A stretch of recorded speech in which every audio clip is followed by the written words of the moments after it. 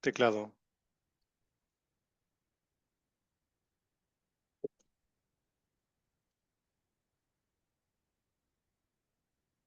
¿Ponemos el video?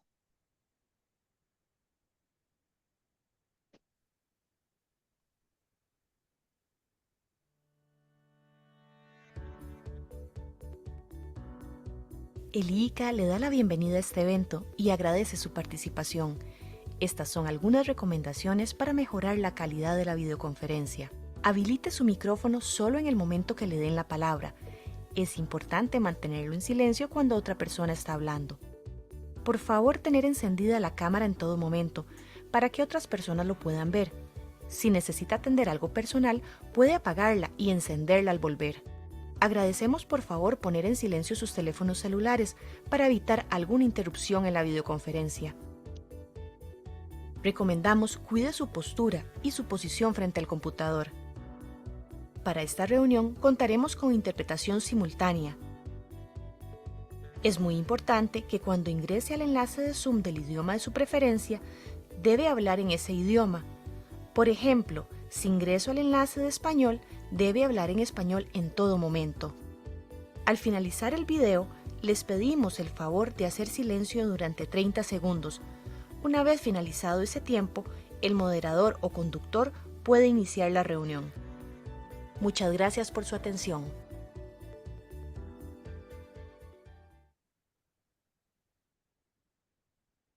Wonderful. Good afternoon for those on the Eastern Coast. Good morning for those on the Western Coast in Mexico and Costa Rica. It's a pleasure for me to be here today. I'm the country representative for ICA in Canada. I'm based in Ottawa. I'm also the secretary for Posi Norte. So for those of you who don't know us, and I see there's over 100 people in the room, ICA is Inter-American Institute for Cooperation on Agriculture. We're celebrating this year our 82nd year. Quite an old institute. We have 34 member states across the from Canada to Argentina, and our headquarters in Costa Rica. Posi Norte is a mechanism of scientific collaboration on various topics. We have task forces on animal health, on gene banks, on climate change, soils and water. We also have one on plant health, which is why you're here today. And so I'm really excited about this topic because nematodes, like there's good and bad, right? So there are friendly nematodes, you want to call it that. At least that's when I was an agronomist. So they feed on insects, they're used in biocontrol. That's great. They're also parasitic. And so the small worms, they're everywhere. They're kind of inhabit soils and water and roots and stems and seeds and foliage and all that. So they affect the roots are detrimental to plant health, and it affects productivity, it affects food security. It's a major issue globally. So I'm really delighted today that our team at the task force are working on these issues today and tomorrow, actually. And so today I'll shift it over to Agriculture and Agri-Food Canada, Dr. Mandeep. He's the lead for our task force. He'll be moderating today's session. A quick housekeeping note for those of you who just arrived. You will see in the bottom of the Zoom platform, if you don't see it, there's a globe that says interpretation. If you don't see it, go under more, you'll see it there. You can follow English or Spanish the entire workshop. So you have to pick that choice and then stay to that choice. We always get this question. Yes, we are recording the session and we will publish it online. Our team can help you with that here in ICA Canada. Our thanks to the logistics team in Canada, Mexico. Our thanks to interpreters in Costa Rica. And pretty much that's it for your housekeeping. My thanks for taking part today. Over to you, Aman. Thank you so much, John Charles, for the introduction. And hello, everyone, and welcome to our session today. So my name is Dr. Mandeep, and I'm the Director of Research and Development for Agriculture and Agri-Food Canada. And as JC mentioned, I'm also leading this task force for plant health under Posi Norte in collaboration with my colleague, Dr. Joe Munienza from US and Dr. Amy Mena from the Mexico. So we have been preparing this in collaboration with our colleagues from ICA for a couple of months now. And so So today, as a current task force leader, I'm pleased to welcome everyone to our webinar today, which is focused on tools and technologies for managing plant parasitic nematodes in North American horticultural crops. And as you know, nematodes are fascinating and extremely, the diverse phylum of organism. And while some species are important, beneficial in agricultural operations, but today, we will focus on plant parasitic nematodes posing serious threats to horticultural crops in Canada and in United States and Mexico. And I'm sure like although we have people from these three countries, but the information, the knowledge could go beyond our borders as well. And we do have top researchers from each country who will present a wide variety of topics, including cultural and biological management approaches, such as cover crops, compost amendments, beneficial fungi, among many others. We will also discuss resistance genomics, as well as diagnostics and monitoring tools. So lots of interesting presentation to look forward in today's session. And also, I would like to mention that for the question and answers, we will do those at the end of the presentation. So if you have any questions, please type that in the chat, and then we will ask our speakers to respond at the end of the session once the three presentations are over. So with that, again, I would like to thank you for coming in today and be part of this exciting webinar. So without further delay, I would like to invite our first speakers, Dr. Tom Forge and Dr. Tahira Sultana, who will be speaking about the cultural and biological management of plant parasitic nematodes. So over to you, Tahira and Tom.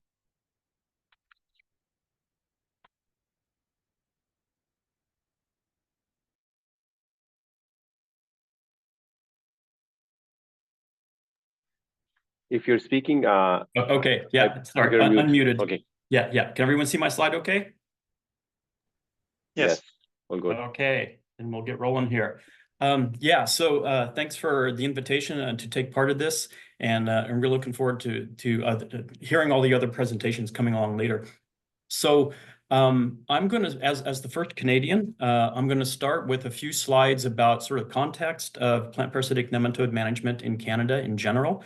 And then I'm going to talk a little bit about my own work in the area of using organic amendments to enhance management or suppression of plant parasitic nematodes. And then I'm going to turn it over to my colleague Tahira Sultana for the remainder of this particular time slot. So my presentation is going to be a little bit on the short side in terms of the actual work that I'm doing, but hopefully it'll generate some interest and some questions for later on. Okay, so in Canada, we have a couple of really high profile and fairly visible issues with cyst nematodes. But aside from them, most of our nematode issues are basically species of nematodes, groups of nematodes that have really kind of non-acute chronic effects on host crops. They're really widespread, but they're also fairly cryptic. And so as an example to kind of flesh this out, probably across all of horticulture in Canada, probably the most important nematode species is Pradilungus penetrans.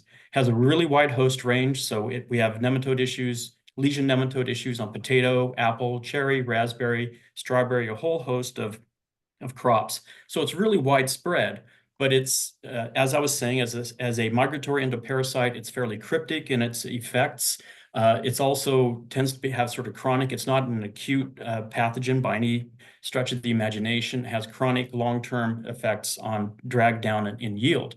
So, and also, this nematode is very often confounded with other components of broader disease complexes, such as apple replant disease complex or potato early dying, for example, where the nematode interacts with Verticillium dahliae. And so it's often sharing the limelight with other pathogens in terms of its effects. And as a result, it's seldom a top priority for any given commodity group. And this goes the same for, we have populations of northern root knot nematode, Paratrichodorus species across the country in horticultural production systems, dagger nematodes, and ring nematodes as well, Mesocriconema xenoplax in particular. And so as a result, there's often very little support I would just come out and say there's very little support for research targeting cultural management of these types of nematodes. And so one of the things that we've done in the last 10 years or so is that we've integrated our interests in identifying cultural management practices for plant parasitic nematodes into multidisciplinary soil health management research programs as interest in soil health has grown, interest in carbon sequestration, et cetera, and so on. And so when we start looking at the kinds of agricultural management practices to influence soil organic matter, then immediately we start looking at organic amendments and cover crops as kind of the two broad groups. Tahira is going to talk about cover crops a little bit later, and I'm going to talk more about organic amendments.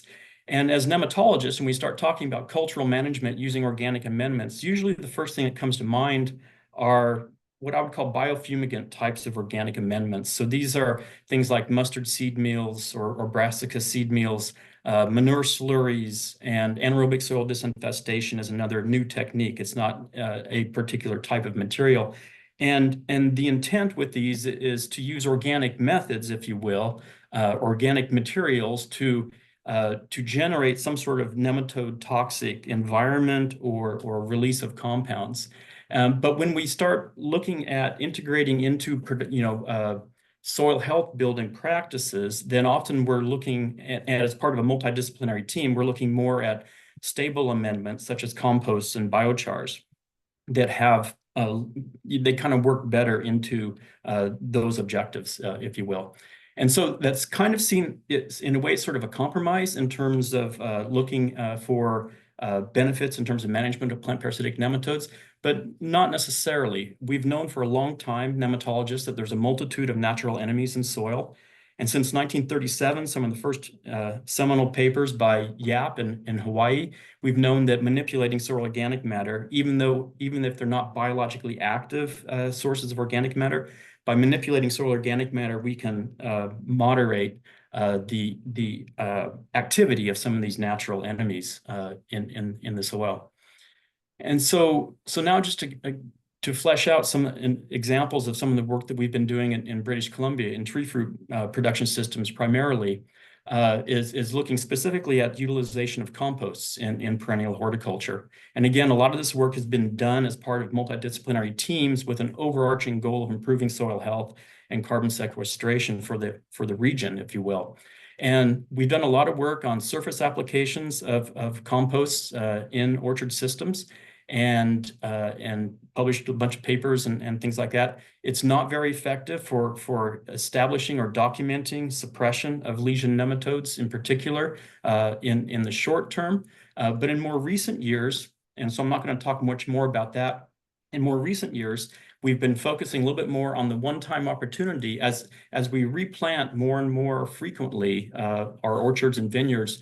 There are more and more opportunities to alter soil ecology at the time of replanting. And in particular, this factors into managing the overall replant disease complex of perennial fruit crops, of which lesion nematodes are a big part. And so this, during this replanting phase, it enables us to make larger applications incorporated into the soil that have a more direct and kind of immediate effect to observe. And so again, just some examples. Over the past 10 years, we've done a number of field replant management experiments. Again, these are multidisciplinary, involving soil scientists and horticulturalists.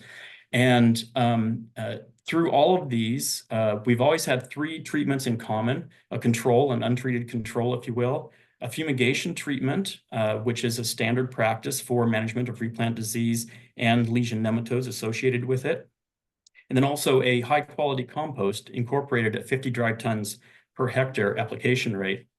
And so we have these sort of common treatments, but in different experiments, we've also considered anaerobic soil disinfestation, mustard seed meal products, bark chip mulches, and alternative rootstocks as well as some of these experiments. And again, just to jump ahead quickly to just show you one example of our most recent experiment, which was an apple replant experiment as opposed to cherry. We ran this from 2022 through 2023. The premise of this experiment is we're coming into an old apple orchard where soil health has been somewhat degraded over a long period of time of intensive production, at least the root zone soil. And we come in and we pulled the old trees out, incorporate a bunch of treatments, and then plant trees. And these graphs, the left-hand graph is the blue bar is anaerobic soil disinfection. And so this is log P penetrans per gram of root. And the three treatments, the blue bar is anaerobic soil disinfestation, Bazimid or the fumigation treatment is the red bar, compost treatment is the green bar, and the purple bar is the control or untreated control. So what we see is actually suppression in using both anaerobic soil disinfestation as well as compost amendment. We see suppression of lesion nematodes getting into the roots of the apple trees. And these are data accumulated over 2 years. This is a main factor effect. And on the right-hand bar, you can see correspondingly, we have the greatest tree growth in the fumigation treatment as expected, but also the anaerobic soil disinfestation and compost treatments relative to the control. And of course, there are lots of other things that go into the improvement in tree growth with some of these organic approaches. So the suppression of lesion nematodes is not the only factor, but this is an important part of it. And so just to quickly summarize organic amendments, summary, and future direction. So we've come to learn that compost can provide multiple environmental benefits, which I didn't cover in the interest of time, but we now know for sure, including some incremental suppression of P penetrans. We've documented this in several production systems. And having, again, as part of contributing to moving forward, development of soil health building practices overall, having this data on lesion nematodes makes a critical contribution to this overall objective. And of course, future directions, as you might expect, it would be great if we could get similar work going on annual horticultural crops, other plant parasitic nematode species to address longer-term surface applications, and of course, mechanisms of PPN suppression. And I'm just going to end it there to make sure I leave plenty enough time for Tahara, and just say thank you for the opportunity and look forward to discussions later on. Thanks.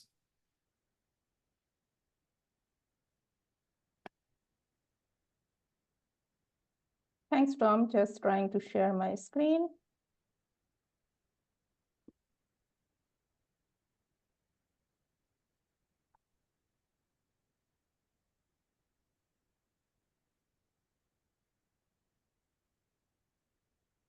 Can you guys see my screen better? Yes. Okay, so thank you everyone, and thank you for joining today's workshop, and a little more thanks to Tom for a brief introduction of what is the issues happening in the Canadian perspective of the plant parasitic nematodes and few of the approaches we might use to control them. So considering or following up Tom's discussion, I would like to share one of the a recent tool that we have found that it is very much preferred approach to manage the plant parasitic nematodes, which is cover crops. And I will be specific mixed of cover crops, which we can see some better results on that.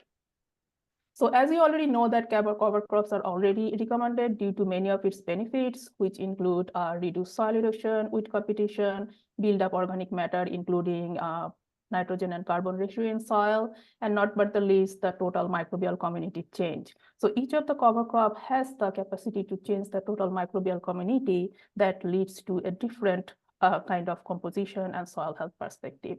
So we are trying to fit our nematodes here, and the ultimate goal of having these to reduce the number of parasitic nematodes, which is feeding on roots and causing damage to our yield, and increasing the number of beneficial nematodes, which has a lot more benefits on soil health. So back to Tom's consideration, for since long that management of plant parasitic nematodes are relying on the fumigant methods, but due to the restriction and limited number of availability of chemicals, we are always looking for a more sustainable solution, and we can fit the cover crops here. However, in the all past studies, most of the cover crops are targeted to one specific parasitic nematodes or a single cover crop with a single crop species. So this time in our study, we try to see the complete microbial community change in the soil of nematodes due to the use of cover crops. However, to comply with our today's agenda, I will show you the results only based on parasitic nematodes. So in our first short-term cover crop study, we chooses 3 sites.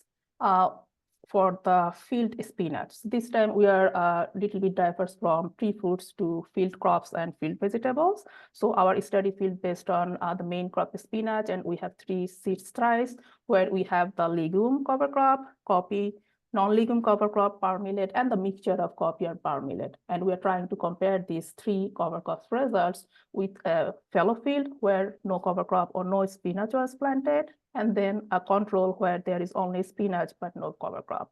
We have collected samples 3 times in a year, 1 time just before harvesting of the, before plantation of the cover crop, then in the harvesting time of the cover crop and the harvesting time of the spinach. And 100 nematode samples was extracted and identified under the microscope and put in the different feeding groups. So when you're trying to see the time versus treatment, we can clearly see that at the times 2, when the cover crop were implemented, and the time 3, where we have the harvest plan, both time control and fallow treatments has the higher ppm abundance compared to the fallow. So definitely the mixture of cover crops and the cover crops has the capacity to reduce the number of ppm. However, comparing over time 2, where the implementation of cover crop showing that both single cover crop, power millet, and the mixture of copy and power millet reduce the number of ppms. But when time goes and we have the spinach there, only the mixture of cover crops can continue the trend of reducing the ppm. The single cover crop power millet is actually increase the numbers in the 3rd sampling. And then we target a little more of the most abundant species that we have found in our spinach production, which is Horticultural, Parasitic, and other 2 species. And our results clearly shows that mixture of copy and power millet can really reduce these 2 number of nematodes. So this is an example of on a short time cover crops on ppm community in the soil. And we also interested to see how the long-term cover crop can affect the ppm in the soil. So in that case, we actually try to implement our mixture of cover crops in between corn soybean rotation. And as I already said that cover crop is already recommended to many of the growers. And in the year 2020, we can see that more than 65% of the growers who are using soybean and corn actually using cover crops in between the winter season. But mostly they are using rye or wheat, which is single cover crop. So our target is to see that if the mixture of cover crop can increase or decrease the number of ppm or has any benefit over the single cover crops.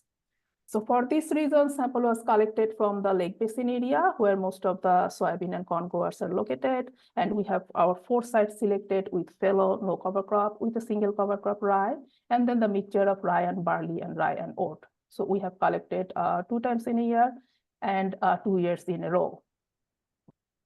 And all the nematodes were extracted, and this time we are actually approaching the metabarcoding and using the bioinformatics for all our analysis.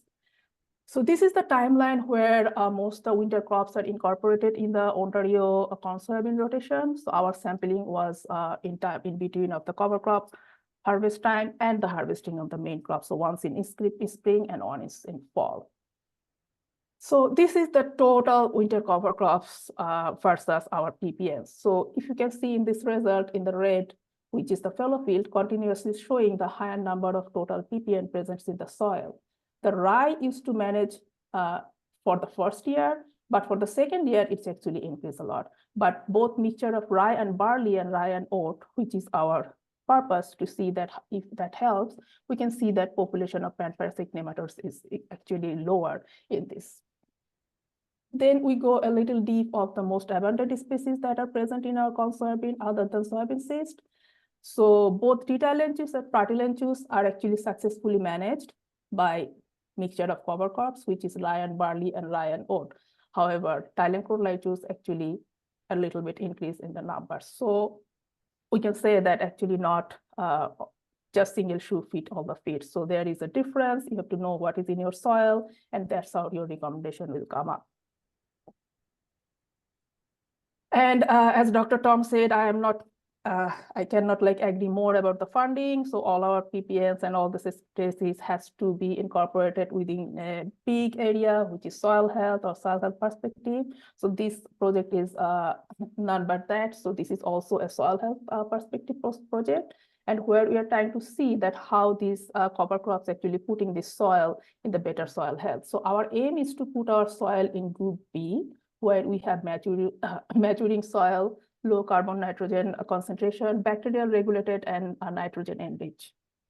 So as you can see that rye and barley and rye and oat continuously present themselves close to the B, so which means that they have better microbial community in terms of soil health, and that could lead us to a sustainable agricultural practices. So using of the mixture of cover crops has the potential to reduce the number of ppm, also has the higher potential to build a soil health.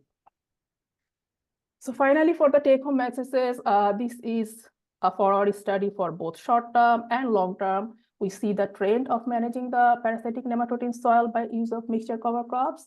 But if you are having any target species, we can see that partial manage is most reasonable with these approaches, but not all the species can be controlled in one manner. So thereby a long-term study is required for both short-term and long-term. So a study is going on. We are having our research on other field vegetables like potatoes, carrots, and we are using many other cover crop like alfalfa, marigold, honey beach. Still, for the primary result, it shows us the trend is okay. Yes, mixture of cover crops and the use of cover crops has the potential to lower the number of parasitic nematodes. But again, you have to know what you in your soil. So it's the total recommendation or pest management practices require always a long-term study, more parameters need to be included, and then a final solution can come. However, I'm taking a lot of time, so I'll just to say thank you here for all my funders and especially the Living Lab team, including lots of students and scientists, and not but the least but the growers, and two of my students from the lab, J.D. Akonari and Alice Aubrey.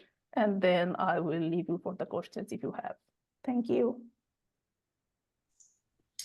Thank you so much, Tom and Tahira, for the presentation. Very helpful. You went on to the various cultural and biological management of nematodes, and I'm sure there will be questions. So we will wait until the three presentations, and then we will take questions at the end. But I would encourage our participants to write your questions and please send it in the chat. And we will be asking those questions at the end of three presentation. So with that in mind and looking at the time, I would like to invite our next speaker from Mexico, Dr. Jairo Cristobal Lezo, who will be speaking about use of natural resources of control of nematodes in tomatoes, peppers, and watermelon crops. So over to you, Dr. Cristobal. And muchas gracias. No sé si la pueden apagar. Thank you very much.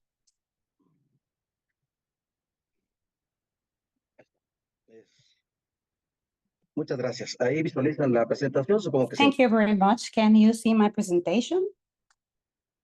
Sí. Bueno, muchas gracias. yes.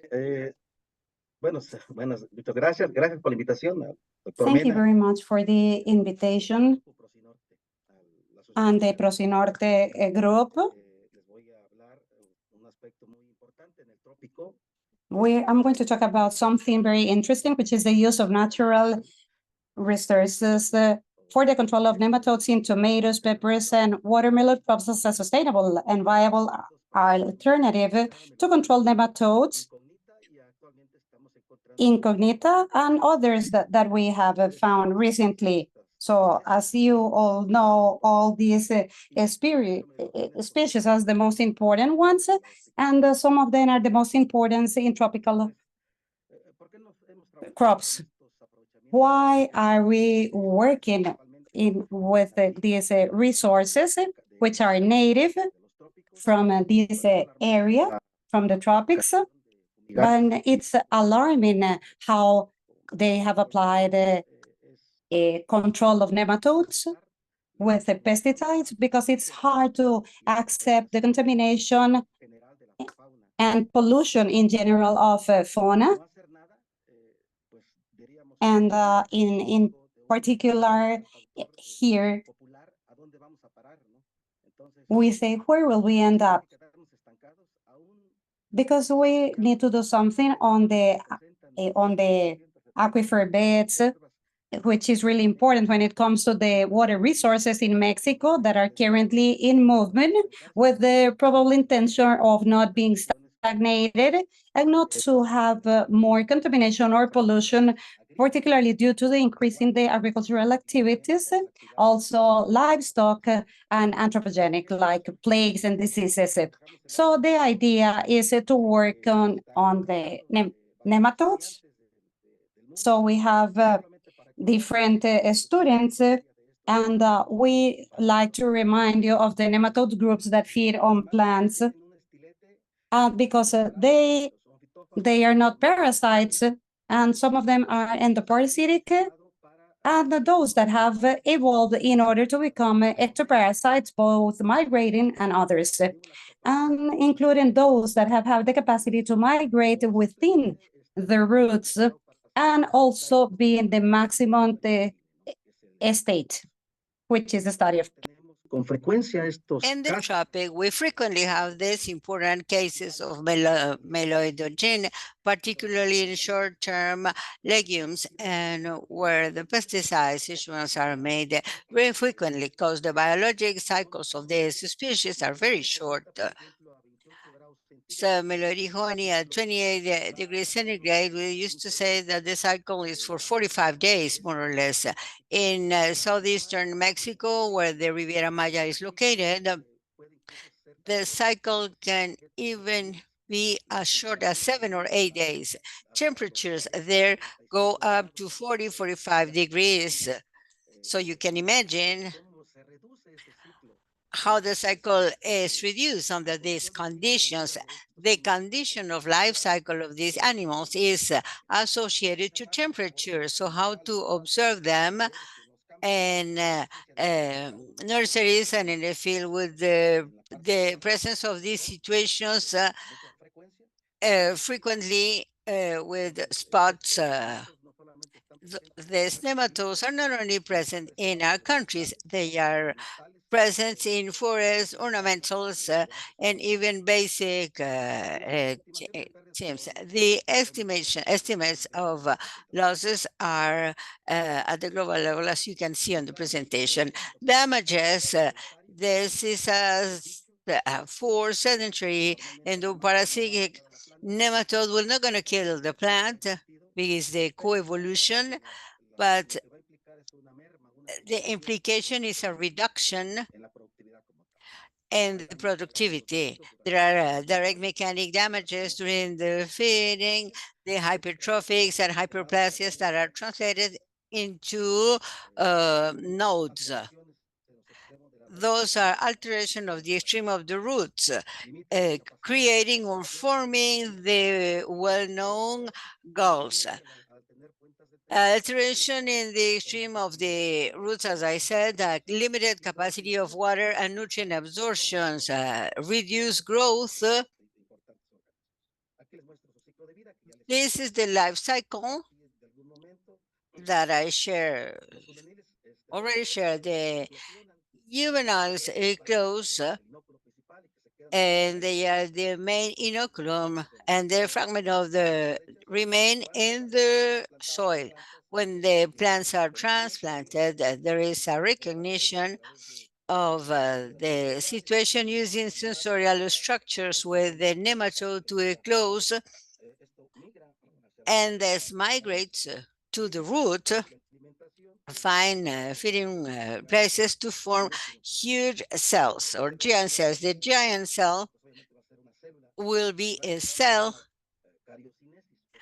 with a karyokinesis.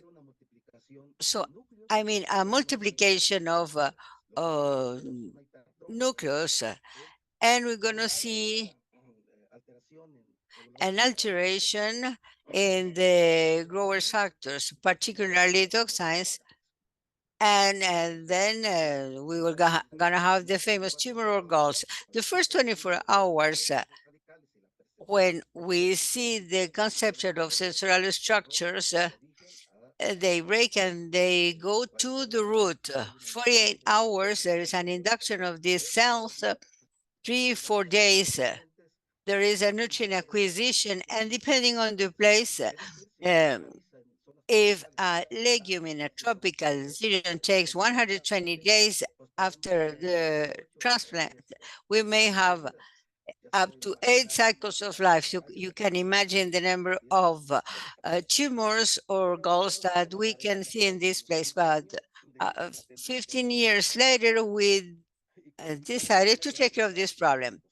So with cultural and biologic control methods, the cultural controls, fumigation, vaporization, particularly in small areas, and nematicides or natural molecules, mainly biologic extracts that are applied to the bacteria that have been applied with success for this nematode. The fungi presence, trichoderma mainly.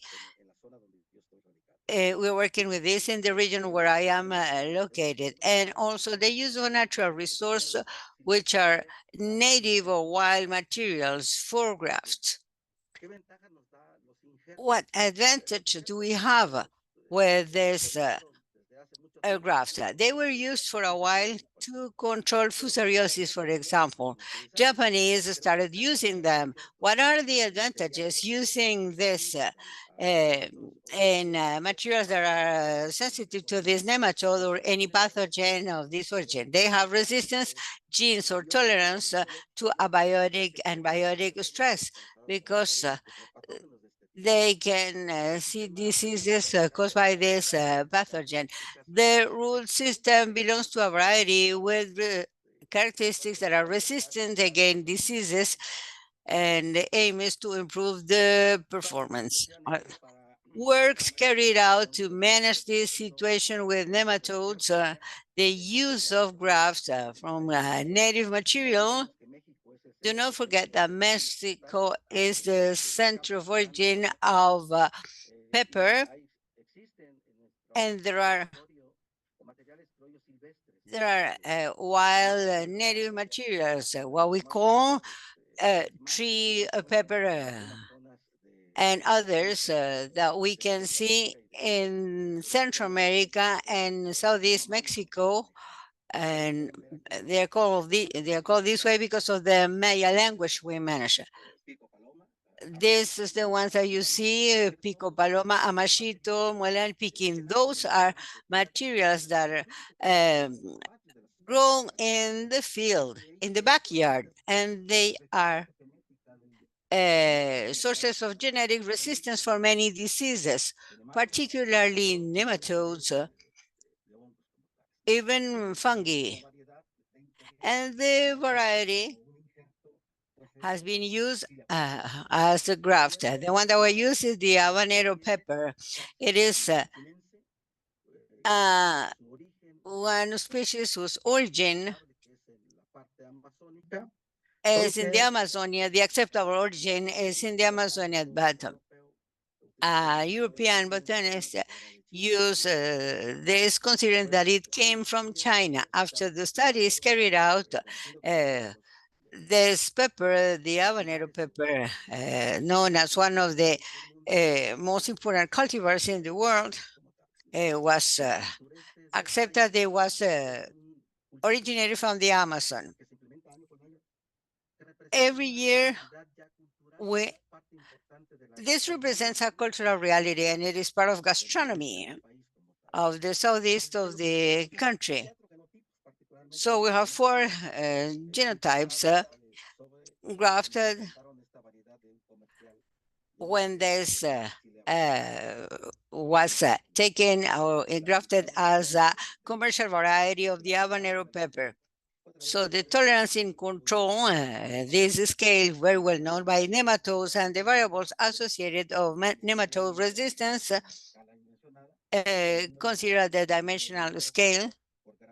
So consider the number of females by number of roots. How the experiment was established: first, since it is a wild material, we need to plant it first, and 15 days later, we plant the material of interest, because we need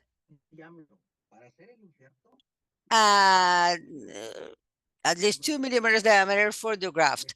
since the improved varieties grow fast and the native or wild materials are slow to grow, so we need this syntony to show the pattern and to put the graft. 45 days later, with the commercial variety and 60 days for the graft, we make a graft of this kind.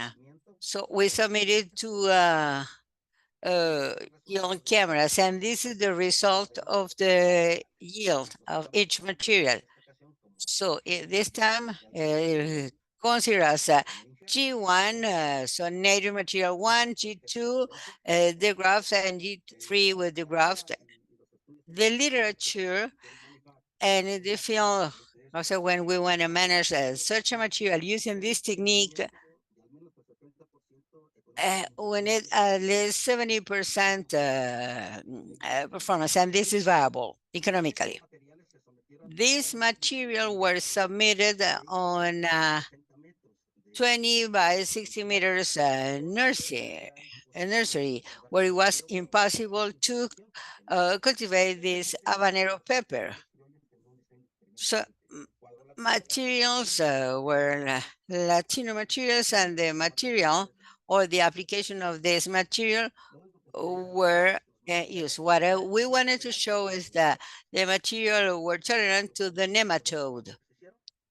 So these are pictures of the work carried out, the task carried out, and these are the results. This is the control material, the habanero pepper, and from over 80%. And these are the this less than 20% in the case of genotype 2 and genotype 3. When we determine this graft, so we see the number of eggs per root gram. So we need to have this type of situation. The height of the plant and the yield may be over this. So materials of the pepper without the graft and the pepper with graft. So these are the conclusions of the work carried out. The graft of this material show a better development, yield and quality. The plants, normally the plants have cuts of 5 to 6, which are considered commercially viable. In this case, grafts were up to 13 times. So using the resource,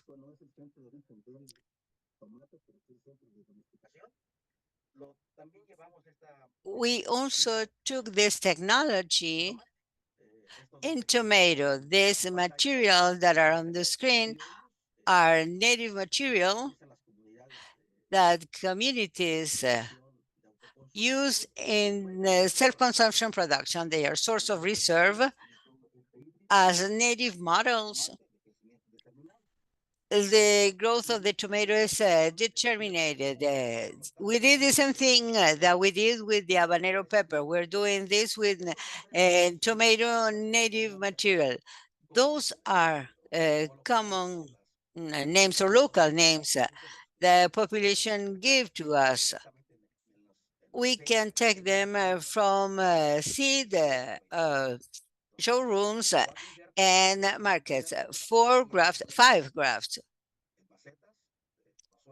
and pots with a highly contaminated soil, and inoculation of 3,000 eggs per gram of plant. The growth of the crop and the variables that we normally manage. So the hybrid, so we have the hybrid on the bottom of the screen, but these 4 materials over here have a tolerance. Same thing with the females and the eggs. When we did the studies of quantification, here we're just seeing a hybrid with a graft, I mean the control, the hybrid with a nematicide to see the issues in part of the material. When we talk about yield, we're talking about yield over 90 DDTs. When we talk about grafts, not only graft per hectare, but we're talking about quality and quantity. Some images of this material when we have graft, when they are grafted. This is a hybrid without graft. This is a hybrid with nematicide, less grafts, and just a little development. This hybrid grafted with this wild material, we observe less gall or less grit. Conclusions, the graft reduce 50% of the damage caused, in this case by Microgyria incognita, without affecting the productivity of the plant. We can use native material compatible for grafts without any problem to manage nematode populations, and that can increase the yield. In this same situation, Melanogyne is a nematode. If we talk about part of plants that if we use Solanaceous and native material, we can see the origin of these products. So we're talking about these photographs. Here, let's say we're losing him from times. Let's say that those who have the bullets are the jetties. This is a jetty, a natural jetty that have been used from old times to carry out water. This is a local pumpkin and white cucumber. This is used as a photographs, and the material of interest was a watermelon, caswheat variety. Here we use approximation technique graft, the adaptation period, and we took it to the field in pots with 5 kilograms of infested soil. Those are the photographs, the distribution of the material. This was the distribution of the treatments, for the 5 treatments for repetition and 4 blocks. What are the variables measured? Depending on the quality, yield of tons per hectare, to see the quality and the yield, the quality of the fruit.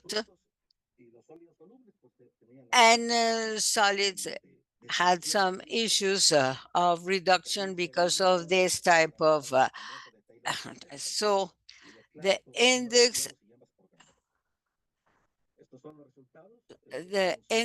of Gallin and Ebrovex, these are the grafted material who speed up the flowering quantity.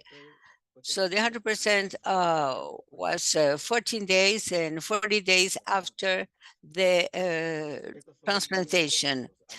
Those are the analyses carried out.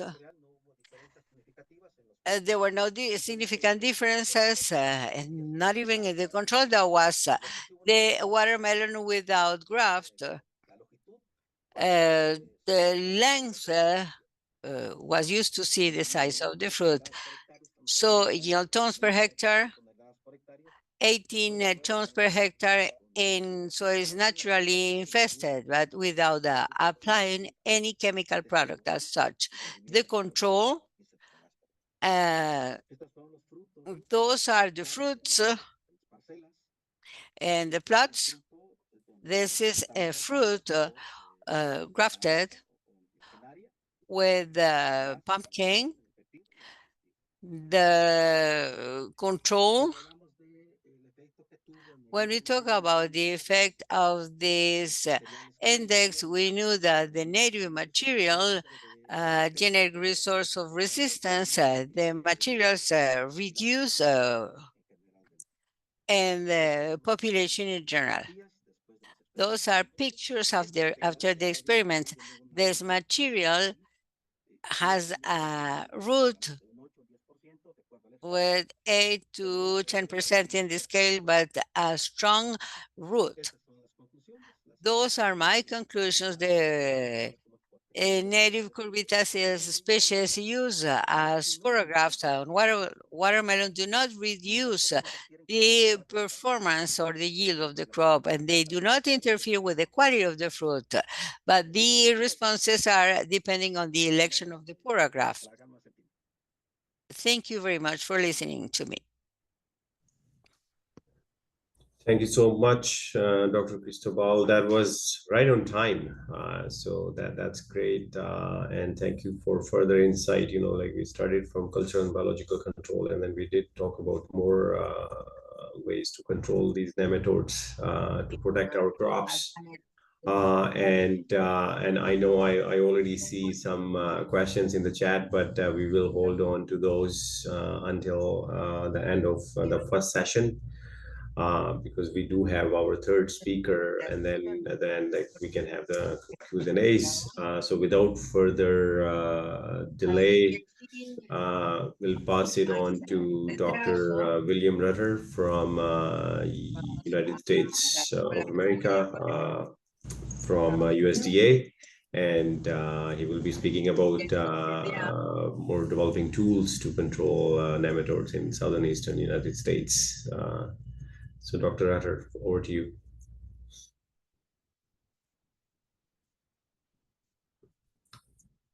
Are you on mute? We can't hear you yet. There we go. Sorry, can you hear me now? Perfect, yes. My apologies. Absolutely.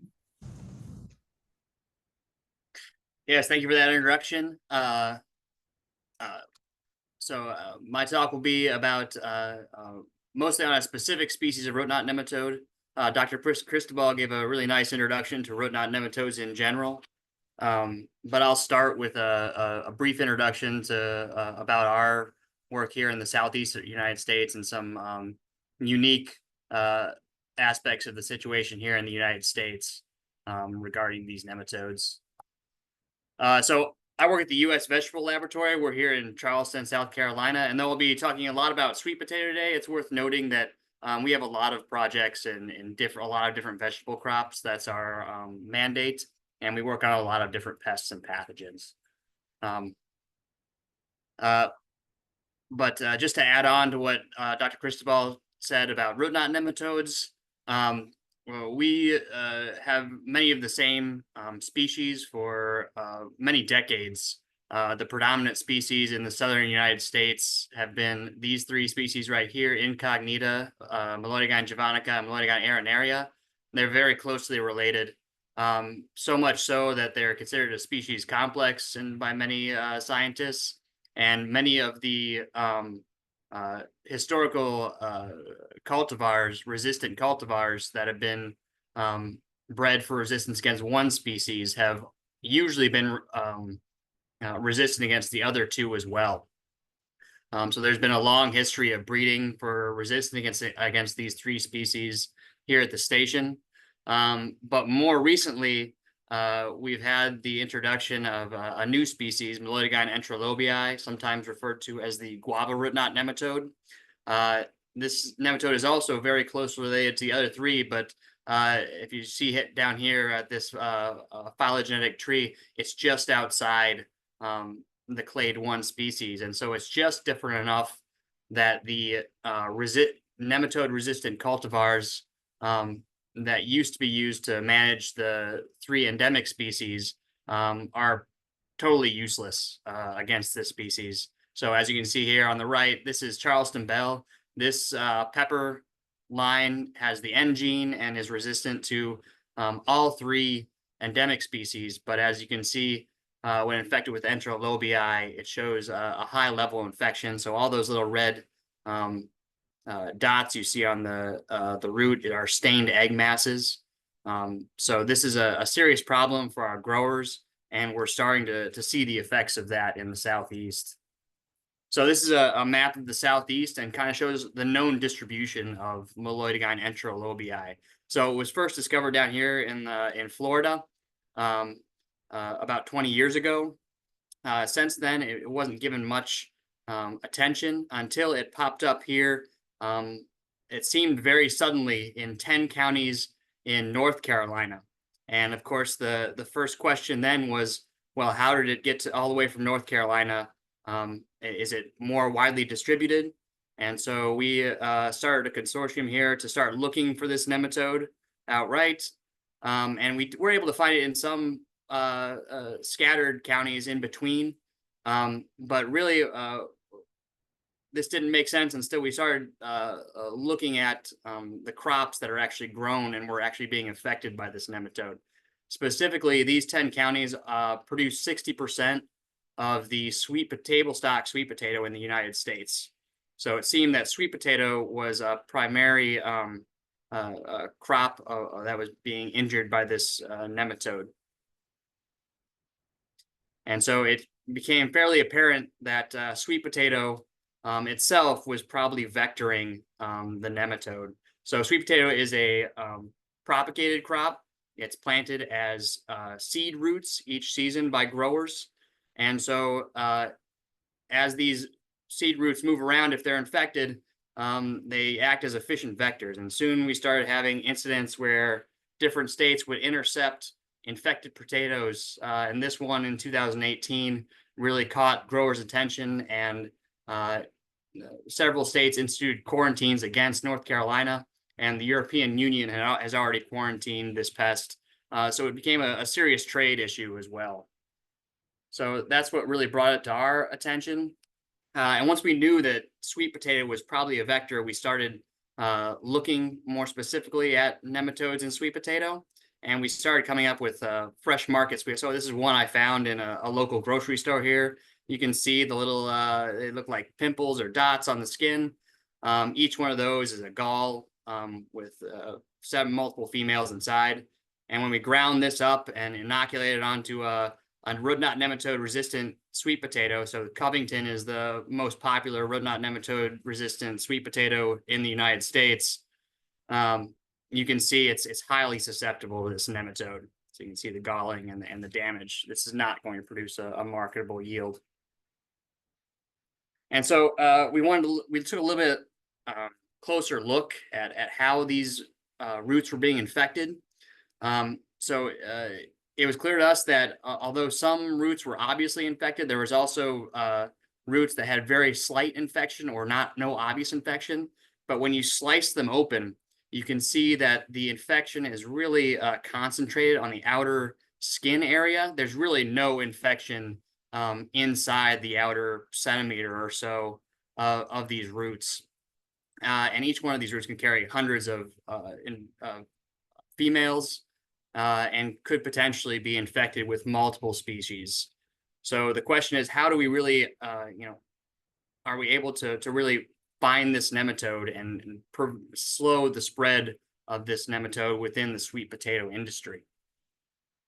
So the traditional approach to identifying species, differentiating the species from the endemic species requires a molecular test.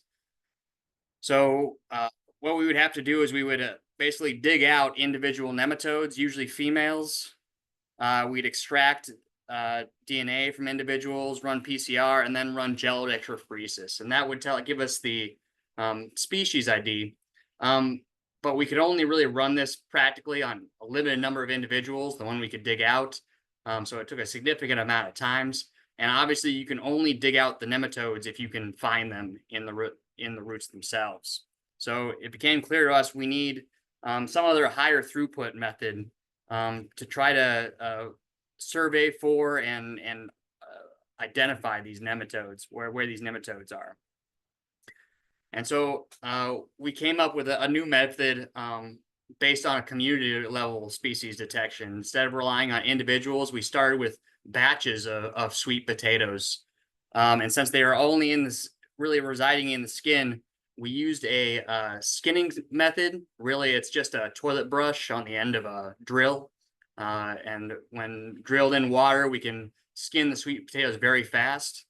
And then if we pour those skins through a sieve, we would collect that homogenized skin samples, about 10 mils each, do a total DNA extraction on the entire sample, and then run a species-specific qRT-PCR test that was specific for Molloidine enterolobii.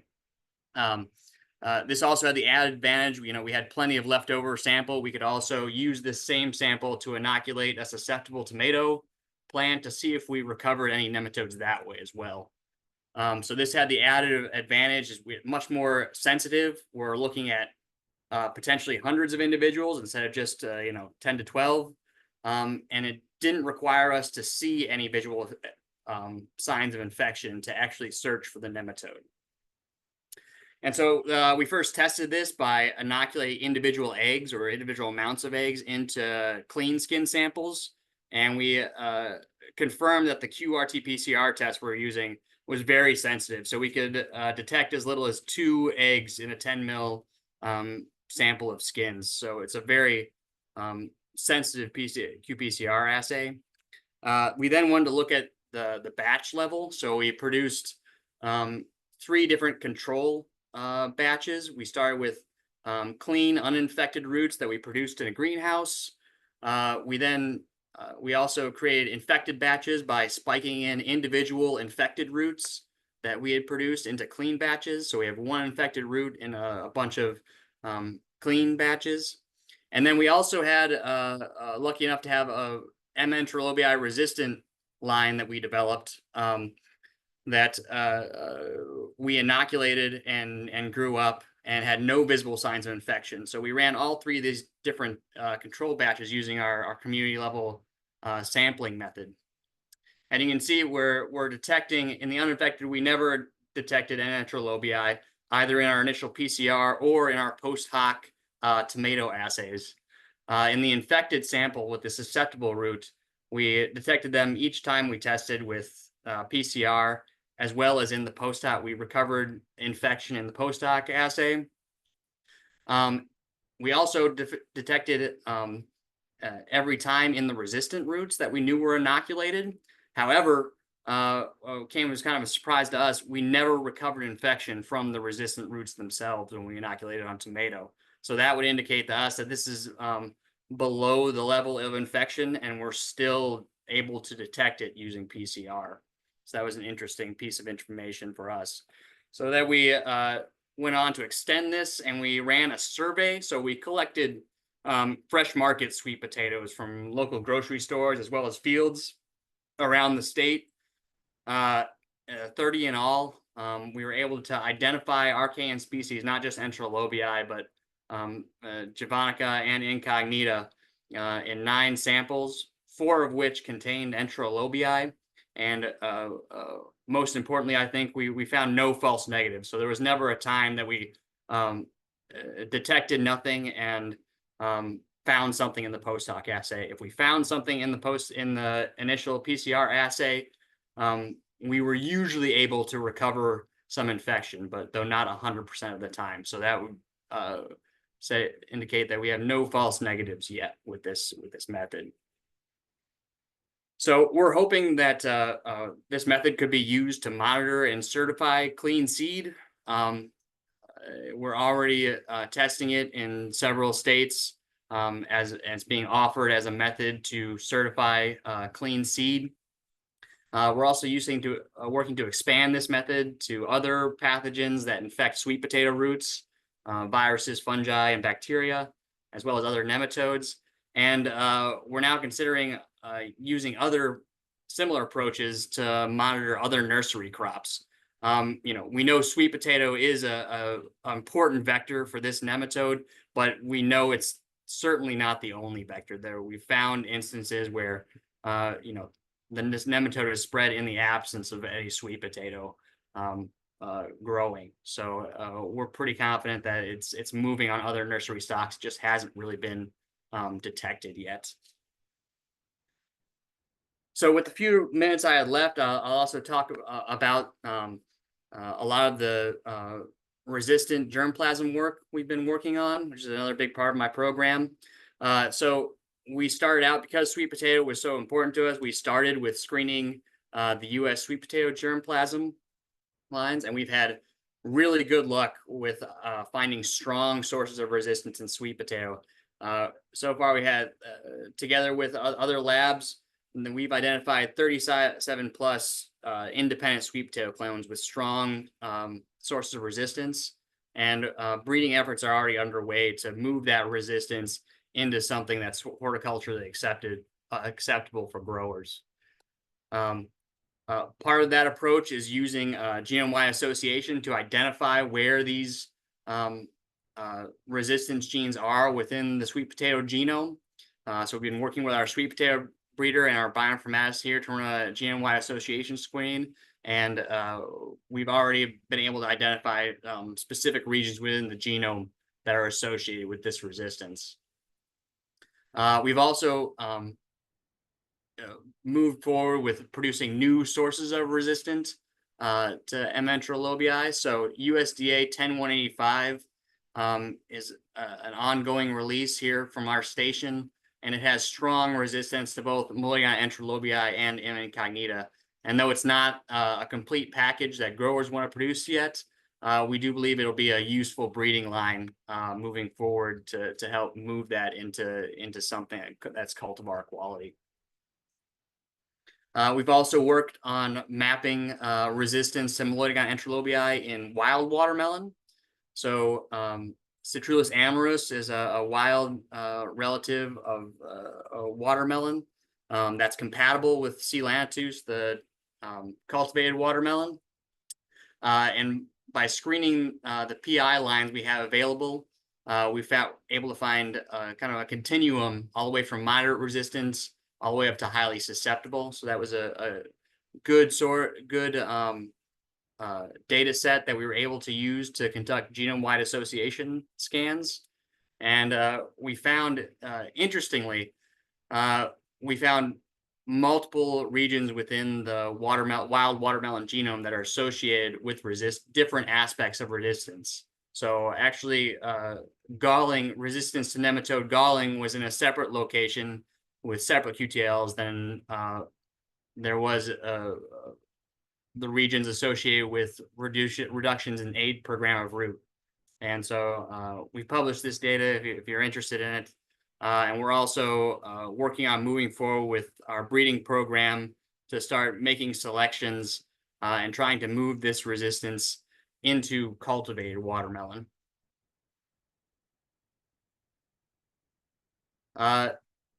Similar to what Dr. Cristobal presented with pepper, we've also been able to find some moderate resistance in some of the wild capsicum annum lines. So this is a line we're calling PMER2 on the right here.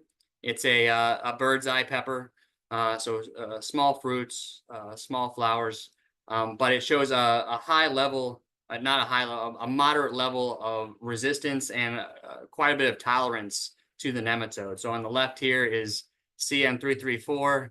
It is resistant to the native or the endemic nematode species, but you can see as it's infected with Mulligan enterolobii, all of these red dots are all nematode egg masses, and so we see a lot fewer egg masses and a lot less galling, and the nematode is the plant itself is able to tolerate a much higher level of infection. So we've already begun producing a biparental mapping population for this line. We crossed it PMER2 with our Charleston Bell line, and you can see the all the way from the bird's eye pepper. We're already getting a tiny little heart-shaped pepper right there.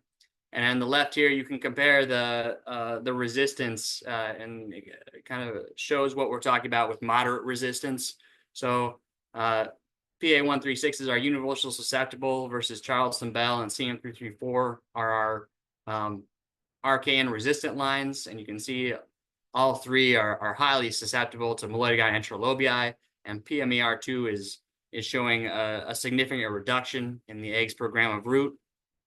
We see a similar reduction in the eggs per gram of root for M. incognita as well, though not to the level that we see in the resistance in Charleston Bell and CM334.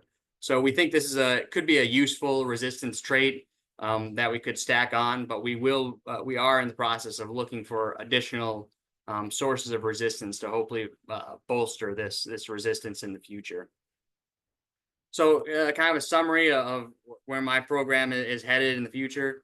You know, we'd really like to provide growers with tools like the community level method I spoke about to try to slow the spread of this nematode and do some more grower outreach to make people aware of the problem of this nematode spreading.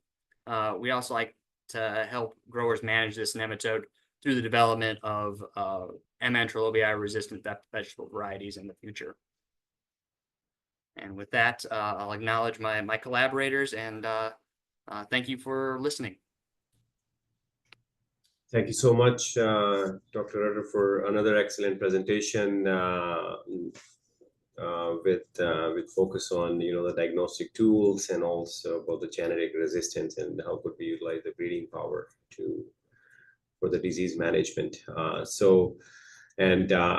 I think we do have some questions, and that brings us to the end of our three presentation for the first part of this workshop and webinar. And so we do have 10-15 minutes for a few questions. So I have some of the questions, and I will ask. We do have some of the questions in Spanish, and maybe Camino or JC could ask those. So I will start a question for Dr. Tom Forge. So Tom, there is a question about, it's a difficult question. Like, is there any management control method or strategy that achieves 100% reduction of nematode population in the field? So your thoughts, comments? Short answer is no. Even fumigation is never 100%. It's close enough that you get many years of protection, say if you're fumigating prior to replanting a tree fruit crop, but nothing gives 100% protection or even close to it. And in particular, I mean, it's well recognized, yeah, you move to cultural management practices and you're not getting much suppression, but you're also improving various other aspects of soil health and those sorts of things, that the net effect can be an overall benefit that is comparable to what you can get with fumigation. So I don't know if that helps answer the question, whoever asked it. Thanks, Tom. Yeah, as you said, like there is no 100% from one individual method. And we do have questions for Dr. Sultana. So the question is, what do you think about botanical-based or biological-based organic amendments on the different trophic group of nematodes?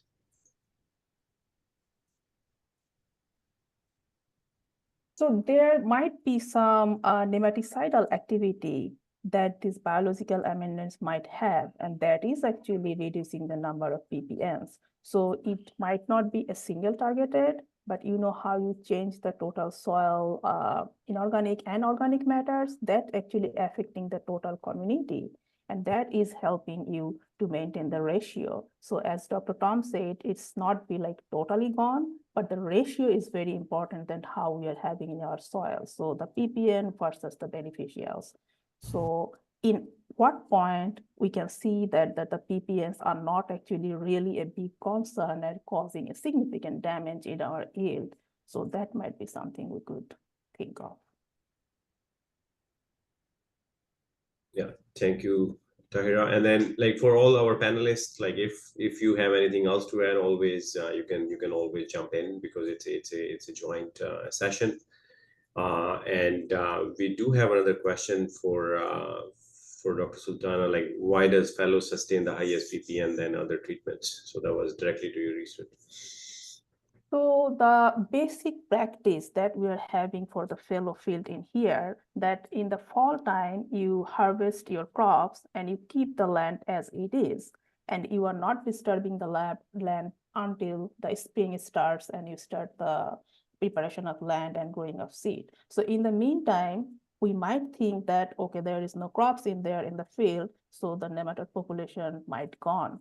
But those actually feeding on the roots, and the roots are still present in the field, so nematode can feed on them, and basically the total community, those who are present in the soil, you will still have them growing in that area. So that's my perspective to see that why we are having more PPN in the fallow field, because they are not disturbed, they are not incorporated in the soil, and we are not breaking the cycle, bringing the change. So the nematodes were here in the fall, you will find them in the spring. Yeah, thanks, Tahira, for that. And I next question. see my name on of the Spanish question, so if anyone can help me. Yeah, so maybe we'll get there, Tahira, I think. And then, but before that, we do have some questions for Dr. Rutter. So I'll maybe, so that you have some chance to relax as well. So, do you know the mechanisms behind genetic resistance in sweet potato for enterolobi? Yeah, that's a good question. We're just at the beginnings of mapping the resistance. There was a based on the level of resistance and the what we've seen in our preliminary studies, we're assuming it's a classical R gene, nucleotide binding leucine-rich repeat type receptor. But it will still take a while before we can really identify a specific gene or the mechanisms behind it. We do know it acts very early in infection, and it's very strong. Yeah, thank you so much, Dr. Rutter, for that response. Over to Canadian Actually, scientist. Ivan, if I may, I'm following the chat in Spanish, and since we're talking to Dr. Rutter, I wanted to add two more questions in the chat from Spanish to English for him. Two elements, and do you already have well-defined markers for the selection of nematode-resistant sweet potato germplasm, and what molecular marker primers were used to detect enterolobi with the positive control of incognita? Yeah. We specifically do not. So for the first question, in terms of the marker primers, our group has not identified specific markers yet. However, our collaborators up at North Carolina have released a biparental mapping study just I think in the last week. I believe they have specific marker primers for that, but I have not validated them, so I can't speak to how well they work or how broadly they work in different germplasm, if that makes sense. And then the other question was, what was the assay used to detect for species-specific detection of Melodica enterobii, correct? So for Melodica, we use the locked nucleic acid real-time PCR assay developed by Kienwick, Dr. Kienwick over in the EU. I'm certainly happy to share the reference with you if you're interested. Just direct message me in the chat, and I can share with you the reference if you're interested. So I'm sure they are. If there are two more questions I'm on in English for Dr. Rutter, then we can move on to other topics. Did you want to take those, or I can? No, that's fine, JC. I can read those to Dr. Rutter as well. So I think the one question is about what are the symptoms of nematodes attack on sweet potatoes, and if infestation detected mid-season, are there any control options available? I know like you did mention about some during your presentation, but yeah, if you can further expand on this. Yeah. The symptoms of root knot nematode attack are pretty standard between species. You see the galling, and on the storage root, you saw some of the pictures, the pimpling, I guess you'd call it, but the gall is sort of raised bumps on the storage root itself. It can be very strong symptoms. It can also be very light symptoms. So most of the fresh market sweet potatoes we picked up had very little galling, but still had, as we showed with our post hoc assays, were infective. So it is a pretty efficient vector, even with light infections. As far as control methods for enteral lobii, our group, the Find ME project, has done a lot looking at host and non-host crops as well as cover crops. So I direct people to that website. It's findmenematode.org. But there are several non-host crops we've looked at. Specifically in our region, peanut has been very stably a non-host. So that is one crop that we consistently say found as a good rotational option if you're able to grow it. There are also Dr. Johan Dessiger, our collaborator down in Florida, has done a lot with cover crops that I would encourage people to look into.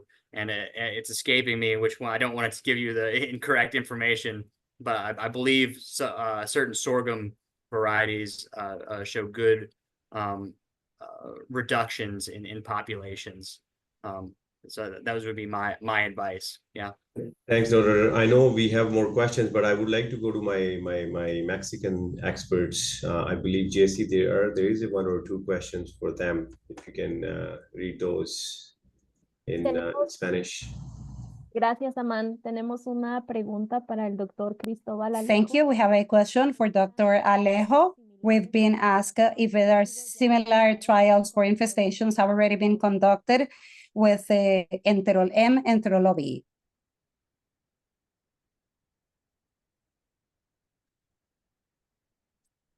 I'm sorry, was that for me or was that for somebody else? Yeah, Dr. That's for our Mexican experts. Oh, okay. Yeah, so we wanted to give you a little bit break. I just wanted to move on to those as well because we are limited on time as well. So, and for other questions, I guess we may respond via chat as well. And I think he may have left. Ajá, el doctor Cristóbal creo que no está en este momento, entonces. I think that Dr. Cristóbal is not with us now, so you can continue. Okay, no worries. That sounds good.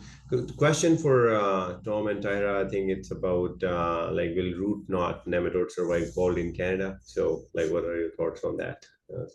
Yeah, I can take it. Unfortunately, yes.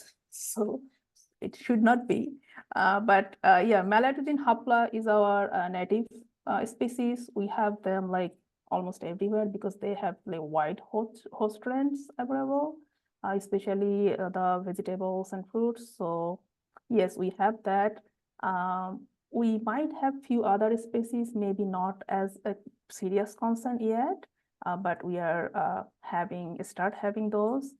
And if you think about the field to greenhouse, even the cold is not a matter for the greenhouse, but for most of the organic growers, I see that this is being a big concern, especially tomatoes and all other cucumber species. And for the second question, maybe Tom will be the best one to answer about graft union. Yeah, I'll jump in. Yeah, so regarding root knot nematodes, important to distinguish the species for sure. The northern root knot nematode, Melodigon hapla, is one of the original big 4 species worldwide. And so, northern root knot nematode is its name, and it survives freezing quite well. Historically, incognita its northern distribution has been limited by essentially the freezing, wherever soil freezes. And so we There have been accidental introductions in parts of Canada, but they've not persisted. And but none of the others are sufficiently cold hardy to establish in Canada. None of the other big ones. One exception or interesting side note on that is Melodigon chipwoodii, which for potato is a really serious issue. And it's widespread in the Pacific Northwest of the US. And as far as we know, its tolerances, it should be able to establish in Canada. And it's I think probably just sheer luck that at this point we do not have it in Canada, as far as we know. So I'll just add to that. So, thank you so much, Tom and Tahira. So I think we have one more minute, so we'll read the last question. I think we were able to handle majority of the questions. So, Dr. Ritter, for you, there is a question about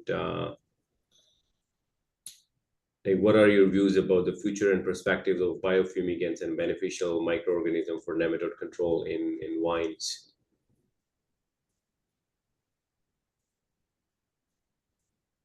Yeah. So was that to Will Rudder? Yeah, Will. Okay. In vine, I think that might be Tom might be better. Maybe Tom, I think, as I said, like it's a joint. Feel that one to me, yeah. Yeah. So I'll jump in. And one of the last points I made on my last slide was that there's still a need for targeted research along the lines of biofumigant cover crops and biofumigant types of organic amendments. And I wanted to make that point because I emphasized, at least from a Canadian context, in my program, we've drifted to working with organic amendments that are kind of not biofumigants, if you will, for other reasons. But I think that work shows a lot of promise, and there's been, ever since the Alternatives to Methyl Bromide program in the United States a long time ago, there's been a lot of work done in the US and other places on biofumigants, and I think there's lots of promise. And so now it's time to start taking some of the work that's been done there and then reinforming the people who are trying to adopt new crops and new organic amendments for the purposes of carbon sequestration and saying, let's try this because it's also a really good biofumigant. So I think there's great promise along those lines. Yeah. Perfect. Thanks, Tom. So with that, we are at the end of our first part of the workshop, and we have a 10 minutes break. And then we will rejoin in 10 minutes with another 3 interesting presentation on the nematode management, and we'll go with that. So stay tuned, and we'll be back shortly. Thank you.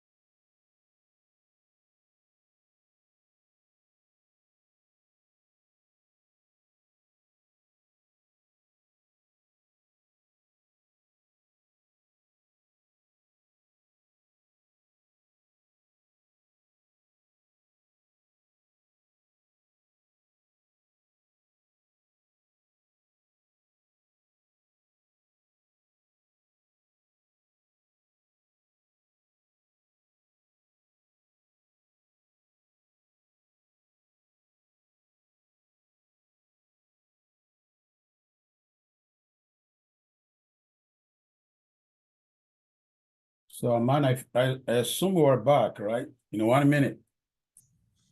Yeah, I think so. Yes. That was too good for lunch. I was just doing that. It was quick. So yeah, I think so. Joe, I think you're moderating the second part. So Yeah. So I hope everyone is back. So can you guys put your camera on so we know you are there? At least few of them. Okay, good. So yeah, just so I'm gonna be moderating the next session. My name is Joe Munyaneza. I'm with USDA ARS, and I serve as National Program Leader for Specialty Crops. And I also do represent US on Prosinorte for the Plant Health Task Force. So our next speaker is going to be Dr. Benjamin Mime, right? I'm assuming Mime is French name, right? The accent is missing there. Ben is going to be talking to us about the application of genomics and the new monitoring tools for plant parasitic nematodes management in Canada. Take it away, Ben. Yeah, thank you very much. Actually, it's Mimi, and it's an English name, although my language is French, but no problem there. Yeah, so my talk's about genomic. So you may wonder why genomics in a workshop on applied management of plant parasitic nematodes. And you're right. So usually when we think of genetics and genomics, we think more about basic question. But I will try today to show you why we need genomics to answer very applied questions. So the first one and the most obvious one being for diagnostic, but also for risk assessment, for breeding, and for the development of new management tools for plant parasitic nematodes. So Tom Ford's already mentioned that root lesion nematodes are everywhere in Canada, and probably one of the most problematic one for us. So we were curious about their distribution in potato fields. So we sample hundreds of fields of potato across Canada, and we sent soil samples to diagnostic labs. And so we did find root lesion nematodes all over the place, from very low population to huge numbers. But what was striking us is all the reports from the labs came back with root lesion or Pratilinchus or lesion nematodes, but no one come back with a species name on it. And we do know that we do have like 12 different Pratilinchus species in Canada. So it's hard to tell the grower what to do when we don't even know the species they have in their field. So we had a look at that. And what we find is in potato fields, we detected 4 different species. And in those species, some like Pratilinchus crenatus don't even reproduce well on potato. So they're not a huge problem on potato. And all the species except Pratilinchus penetrans are not supposed to interact with Verticillium dahliae and potato early dying. So the huge impact of Pratilinchus penetrans in this case is probably lower than we think. So Tom is right that it's all over the place, it's overlooked, and it's cryptic in nature, but probably we're doing some treatments like fumigation that we don't need to do in that case. So that's why molecular ID for that specific case and for all the other nematodes as well is very, very important. So you need to know what species you have in your field. So there's already several markers that are available to distinguish Pratilinchus species. I'm not sure why the diagnostic lab don't use it, but anyway, so we're developing new markers, more precise based on virulence genes. And there's also another aspect. So if you look only at Pratilinchus penetrans, we did find 55 different haplotypes across Canada. So, and we know that there could be some variation in virulence even inside that species. So we need that information to develop the better decision support system. So that was my first very obvious example of a genetic sequence needed for diagnostics. So the next one is more about risk assessment. So you probably know that we did find golden nematode in Quebec nearly 20 years ago. So Globodera rusticensis is a regulated species. All the fields that were positive are still under quarantine right now. At the time, it was a real, very important trade issue with the US and other countries. But we didn't know nothing about that species in Canada. So we didn't know from where it comes or how to manage it. So very rapidly, we compare the genomes with other species, but other isolates across the world. So the first comparison was done with microsatellite marker. It was clear very early that our population did not come from the US. So that was a relief on our dispute with the US. There was no dispute, but it was a relief that it didn't come from our main partner. We think it did come from Europe. Population were very, very similar. So we had a first indication that the tools that were deployed there could be useful for us. And it was also clear that our population here in Quebec was very, very different from the South American populations in Bolivia, where genetic diversity and virulence is much, much higher than everywhere else. So that was a relief for the risk assessment that our population fits under the common European population and could be managed effectively. So the next step was to compare a more wider picture of the genome. So we compare our Canadian population with different pathotypes across the world.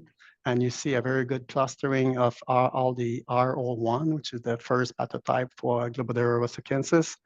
We did validate that with bioassays in the greenhouse. So that's the next good news is because R1 is effectively managed with the dominant R genes, which is named H1.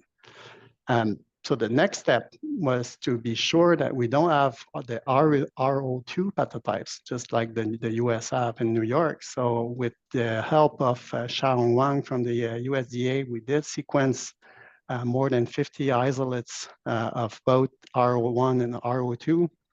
And again, you see a very good clustering, all the RO1 isolates on the same side clustered together, the RO2 ones on the other side. And with that result, we're able to screen the genomes and identify loci that distinguish between the two pathotypes. So we could develop a rapid allele-specific PCR to do molecular pathotyping for those two pathotypes. This is very important because our H1 genes that we deployed in the field in Quebec is not effective against the R2 pathotype. So we need to be sure that we have that susceptible pathotypes there. My favorite slides here is what we can do with the diversity at local cell with genomic tools. So in Quebec, we have two regions that are infested with the golden nematodes, but they only are 50 kilometers apart. And when we sequence isolates from each of those fields, so you see a very, very good clustering. So even though they are probably from the same introduction in Canada, they have evolved by their own. So both fields are very, very different, meaning that if we do find the golden nematode elsewhere in Quebec, we can pinpoint from where it comes and adapt our quarantine measure or all the tools that we're using to manage it to prevent further spread across the country. So that was my example for risk assessment. So overall, right now, until now, we have sequenced 7 different species of parasitic nematodes, 3 of root lesion, Diethylenchus on garlic, on onions, both species of Globodera on potatoes, the soybean cyst nematode. So over the next slide, I will try to show you what more we can do apart from risk assessment and basic diagnostic tools. But before that, just a little step back to talk about plant parasitic nematode evolution. So you probably know that we think that all the plant parasitic evolved from free-living nematodes that were living in soil. So to do that, to get the ability to feed on plants, they first acquired a feeding apparatus that we call the stidot. but also several genes that are necessary to invade the roots, to digest the plant cells. And most of those genes were acquired from other soil microorganisms like bacteria or fungi through horizontal gene transfer. So this is a very important group of genes, and the other one is all the genes that we call effector genes. So they have an effect on the plant. Usually they are very small proteins or peptides that are produced in very specific glands in the nematode that we call esophageal gland, and they are essential for parasitism. So that's why they're important to us. If they are essentials, we can do something with them. So if we can shut down these genes, maybe we can control the nematodes. So these effectors are behind all the modulation of host immune response, and probably what could explain why some species could reproduce on potatoes and not on soybean, for example.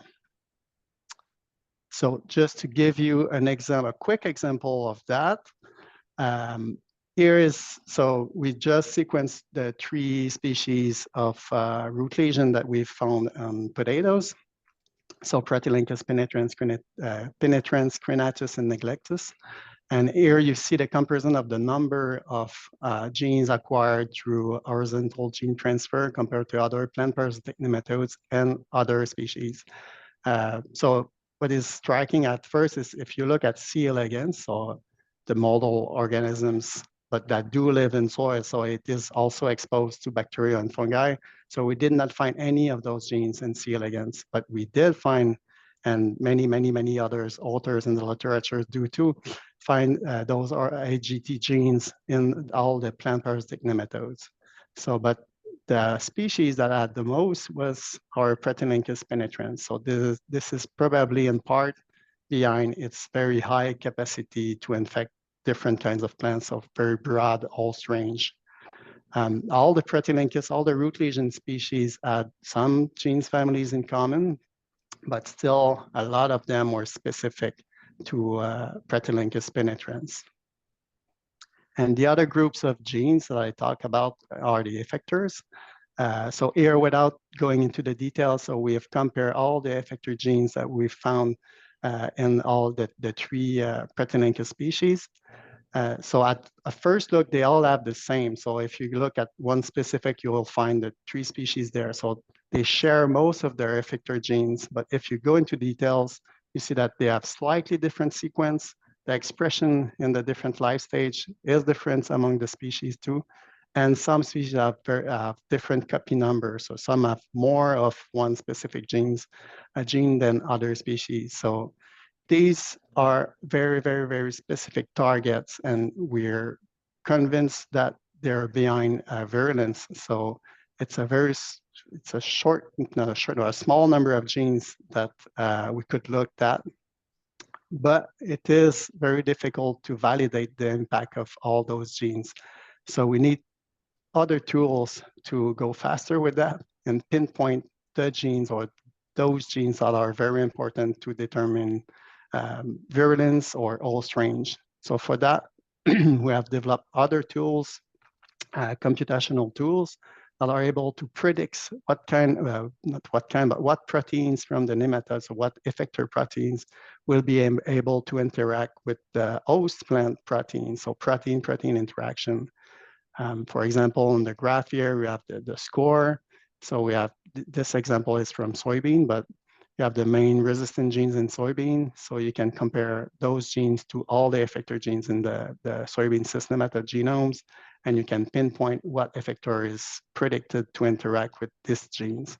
So you can do it both ways. So if you take all the effector genes from one nematodes against a host plant, you will probably be able, not probably, but we are able to identify the genes that interact very well. And sometimes these could be new resistant genes. So if you compare with wild accession of different crops, you can identify new resistant genes using that tool that can be used for conventional breedings. But if you compare existing cultivars with all the effectoromes of the nematode, you could also identify susceptibility genes, which are easier to modify using tools like CRISPR-Cas9. So you could edit those genes so the nematode is unable to recognize them in the plant, to interact with them, and then the plant could retrieve its natural resistance to nematodes. And of course, all these those targets, those genes are very good targets for new tools that could interact directly with the nematodes. So there's different one. We work mostly on RNAi, so RNA interference. There's different ways to carry out RNA interference. There are several companies already working on transgenic crops, so that produce short interfering RNA that will inhibit the expression of essential genes in the nematode, so the nematode will not be able to invade the plant or to reproduce in the plant. So we do not go that way here in my lab. We prefer to try to make that happen without transforming the plant. So we use alternative techniques like virus or microbe-induced gene silencing. So we are trying in the lab right now to modify those bacteria that they could stimulate the plant to produce small RNAs that will interact with the nematodes, or that will directly produce small RNA inside the roots, for example, that the nematodes will ingest, and the gene expression would be stopped. So that's a big project we're working on right now. And after that, so I will change radically my subject here. Just for a few slides, I want to talk briefly about remote sensing. I'm sure you've heard about remote sensing for years now. You've seen drones flying over your fields. So there's a lot of company doing that with lots of promises that this could change the way we do scouting. We do agriculture. We could help with scouting larger area and even have some kind of automatic real-time monitoring of our fields. So that is easy to say. So we can easily get very nice picture like that one. So that's actually one of our lettuce project, comparing different soil cover for soil health, plant health, and nematode management. But what's very hard with remote sensing, it's getting something out of these data. So what kind of information can we get for us from a single picture like this? And we're lucky enough in Saint-Jean to have a dedicated teams working in geomatics. And we developed together tools over the recent years that we are able, using machine learning and different approach, to isolate each lettuce that we have in the field. So each lettuce is a point here, and we can compare its size, its color, all the defects that the lettuce plant could have, and bring it back in a very nice maps like that. So you see and you know where in the fields plants are growing well or not. So you can do some scouting only at the place that the plants are not growing well. You can even predict the yield, or not the yield, but the maturity. So that would help grower to determine when they should harvest their fields. So to be sure that the lettuce will be 100% at the right maturity level. So this is very helpful for them for that, and for us to identify where we should go take some soil samples. But we think we could go even farther than that by having a tool that could specifically recognize nematodes infection based on that kind of image. So in the past, there's many people that have tried that, of course.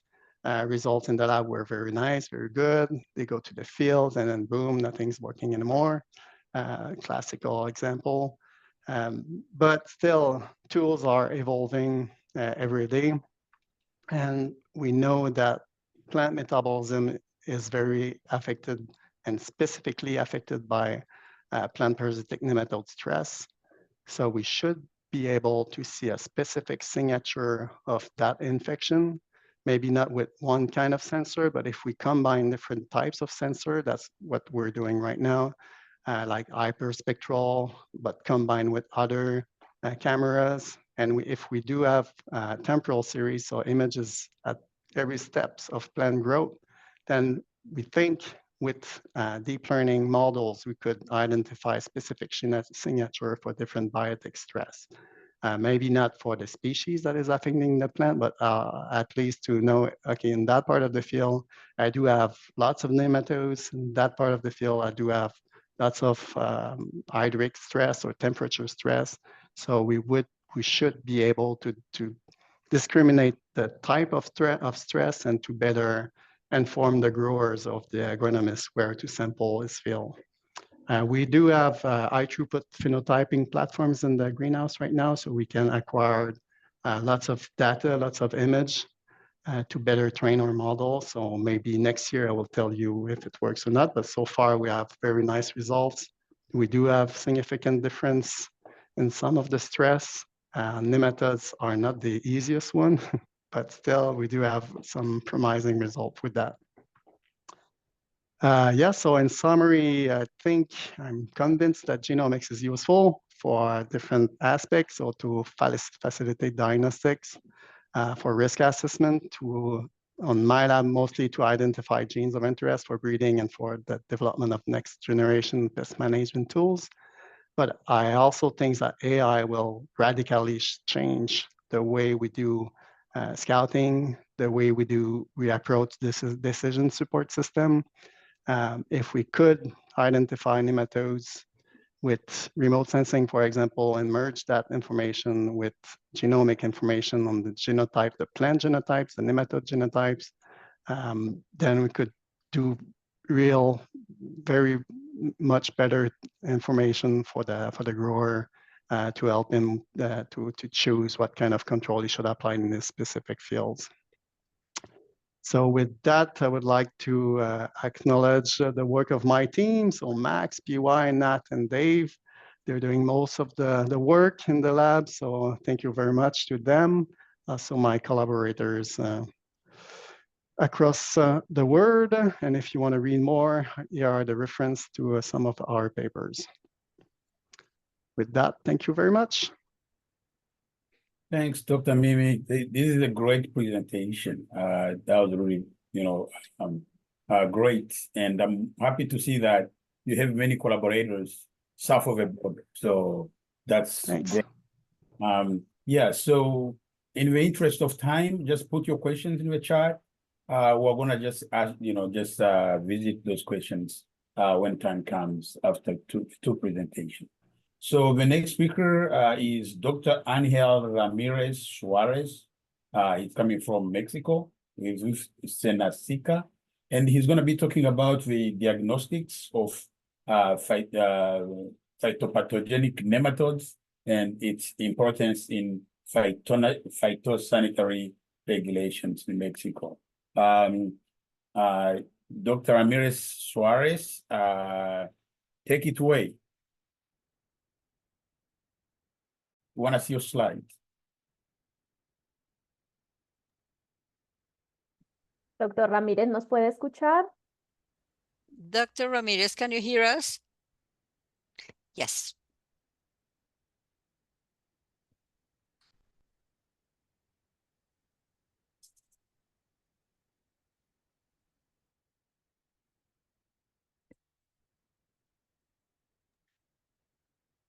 So, Dr. Ramirez, you might be Yeah, I'm sorry. Can you hear me? Yes. Okay, thank you. Muchas gracias. ¿Me pueden asegurar si ven mi pantalla, please? Can you confirm that you see my screen? Yes, we can. Not full screen, but we can see the slides. Thank you.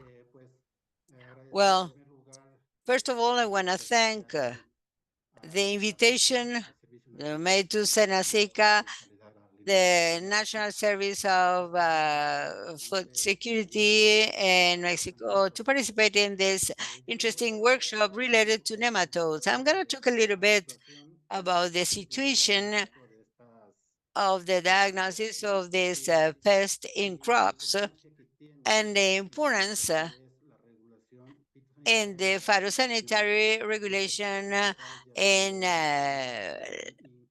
products movement, nationally or internationally.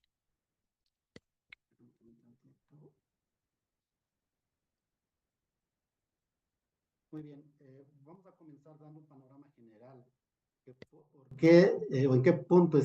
going to start with a general vision of the situation when it comes to the diagnostic, taking into account a whole system for the handling of plagues and nematodes. First of all, it is important to get to know what is really going on and what is the issue.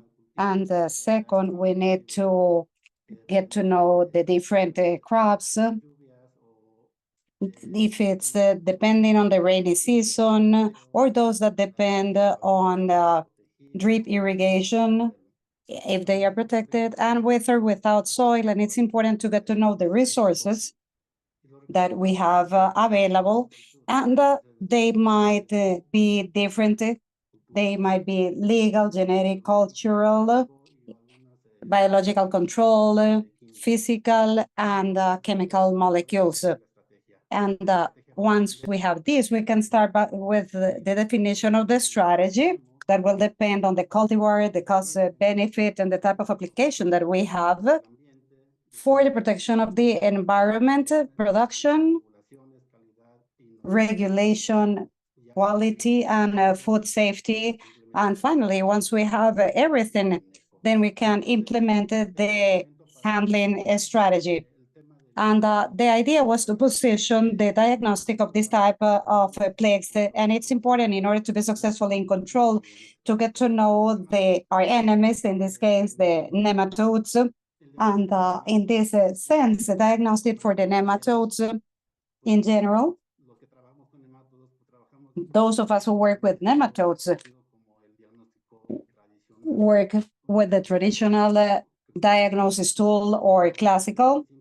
That starts with the location of characteristic symptoms for this type of plagues like nematodes, because we all know that usually nematodes have some stops, and it also has yellowing, galling that might indicate the presence of this type of plagues. And this is just to give you an idea. However, when it comes to more specific topics, if we would really like to know what are the species or the identity of the plague, it's important to conduct a more in-depth analysis. We need to extract these nematodes, and this will depend on the type of parasites that we have. And once we dig them out, we'll have to determine this strategy that we'll use to dig them out. And once they are obtained, then we start to apply the different types of tests that we can apply, and also to gather all the evidence that is going to allow us to identify, based on the different species, if this is one or another species. And in this sense, during the process for traditional diagnosis, we have identified two important concepts. On the one hand, the identification of species to distinguish between different species that have already been described. And also we have the delimitation of species, which is defined as the discovery or description of new species. And sometimes this is found when we dig out some of these nematodes, and sometimes we found some sort of specimens that we know nothing about, or particular species. So these in general, oftentimes, depending on the methodology applied, it can be more time demanding. And something else that we've seen in recent years is that we don't have experts that are dedicated to the taxonomic aspect as such. So this is being reduced, and as a result, we are betting on or increasing our dependency on relying on the development of faster protocols based on nucleic acid. Sorry for interrupting, but we are still seeing your first slide. It is not moving. And we would like for the audience to be able to see the different slides. Can he click on the right slide? Okay. We'll see that now. ver esa? Perdón. Sí, ya hemos cambiado a la lámina Can you 5. see it now? Yes, we are on slide 5 now. As I was saying,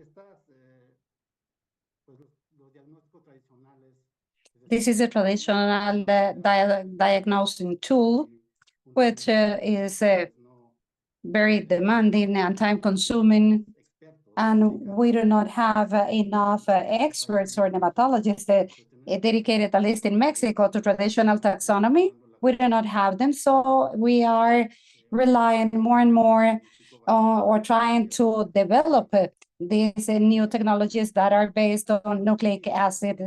And in this sense, and in general, I would just like to show you what we do here in Mexico in order to diagnose this type of problems. And this is an example in which we have meloidogene with J2, and we have male and female, and this is based on the chain reaction of biopolymerase.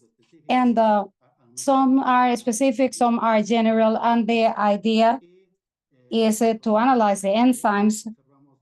And when we suspect a species that we have not seen so far in Mexico, or if it's regulated, then we do sequestration or simulation.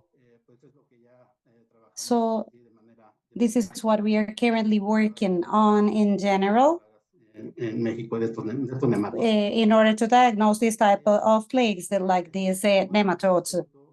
And in here, in this chart, you can see what are the different methodologies that are applied for the detection of nematode plagues. And we can see here very important things like the diagnosis of standards that are traditional and it's taxonomy based. And then we also have the molecular aspect with the different variables. And the difference between the traditional diagnostics, for example, when it comes to time, it takes too long. And sometimes we do not have a good microscope, so the diagnostic can be compromised. And so we are currently trying to develop tools that are faster because time for us is of the essence. So we have tried to develop the more sensitive and faster methodologies. And why is it important to have a phytosanitary diagnostic?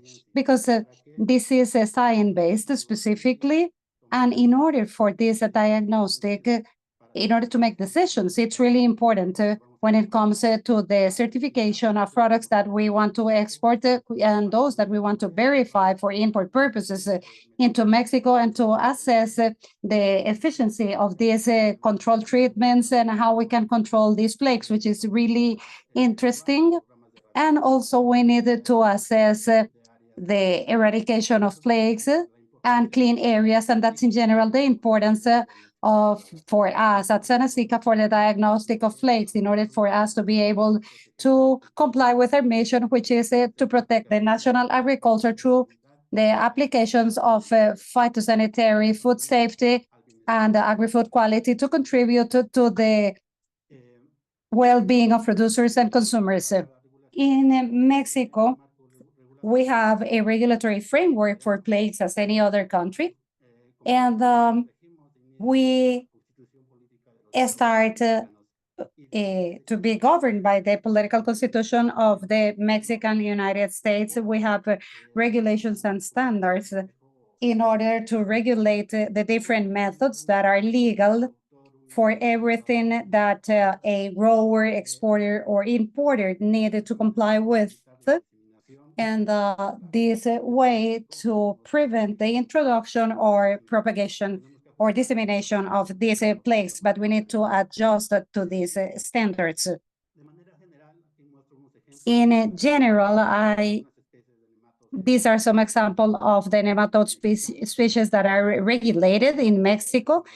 We have the potato cyst nematodes, the golden cyst nematode. Another is the one that's really important is the Colombia root knot nematode, then the stem and bulb nematode, potato tuber nematode, lesion nematodes, foliar nematodes, and some emergent species. We have Ablelancoides fragarie and other emergent species that in the past years have increased in importance because in some of our places like Enterolobi, M. faliax, M. granicola, M. paranaensis, M. minor, and M. exigua, just to mention some of them. And all these nematodes that I'm currently showing you are somehow regulated, as I mentioned, based on the regulations that have been established at local, regional, national, or from the members of the international phytosanitary institutions at regional level.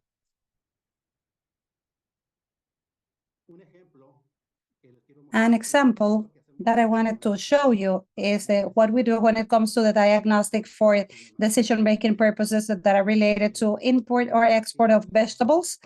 And here we have a potato, because we import potatoes from the United States, and the regulation provides for 3 different types of nematodes that are currently regulated, among which we have the cyst nematodes, the galling nematodes, and the foliar nematodes. So what we do first is to have a traditional taxonomy or a classical, depending on the extraction or digging out, and then we need to confirm by using sensitive methodologies like PCR, because we have a great number of these type of molecular processes that help identify specific species that we need to regulate. And in here, this is the morphology for Enterolobi, and we start with measurements, extractions of female sperinal cuts, and the whole comparison for the traditional diagnostic. And then this is confirmed by amplifying some of these general or specific markers that we use sequentially in order to confirm and determine the species that we're dealing with. And this process is really important because we are currently moving or transporting products at national or international level, so we must have the evidence required for decision making. So in this sense, it's really important to take into account the time that it takes to conduct and develop these types of tools. And also wanted to mention that the methodologies that we apply at SINASICA are well validated, and also these methodologies are somehow being transferred to the certified labs for them to conduct the diagnostic processes and to work in a standardized manner. So, and to conclude, the molecular diagnostic is really helpful when it comes to mobilization of products. For example, vegetable products at national level or also at international level. So this is very, very important because as national organizations for phytosanitary protection, we need to be able to certify that the products that will be exported or mobilized comply with the phytosanitary requirements in order to prevent the propagation of these type of species that we don't have in these places. This is what I wanted to share with you, and I would like to thank you for your attention, and I am here if you have any questions or comments. Thank you again. Thank you, Dr. Suarez, for the great presentation. This was very informative. Can you unshare your screen? Yeah, so again, if you have questions, please put them in the chat, and we're going to visit those questions after the last presentation. So the next speaker is Dr. Inga Zasada with USDA ARS here in the US. And she's going to be talking about the decision support for nematode management. Inga, take it away. Great. Thank you, Joe. Thank you, everybody, for being here today. I'm going to pick up where Benjamin left off, and I think he did a really good job of encompassing some of the information that we need to be able to develop decision support models for nematode management. And what I'd like to propose is a conceptual model that I think most of us already know, and how we might pick our way through that model. And I'll show you some examples from the research that we've done here in the Pacific Northwest. One second.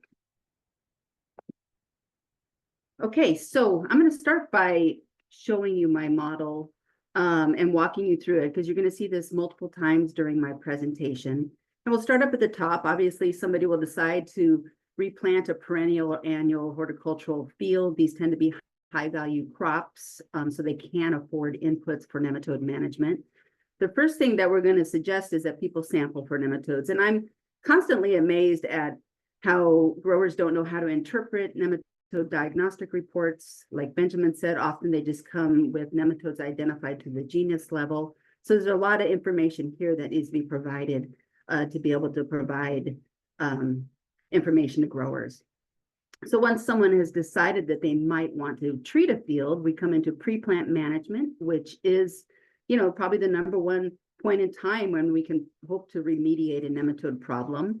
That will require field renovation. And again, in these high value horticultural crops, a lot of our management will revolve around the use of soil fumigation. That's still the gold standard in high value crops. So then the questions become, how do we maximize the use of these compounds to get control for as long as possible? And as Tom Forge said, that's not going to be forever, but we want to do our best to utilize those products. Other inputs that we've heard of from other speakers today include amendments and cover crops, green manure, irrigation, hundreds of different concepts that can be applied at this point in time as well.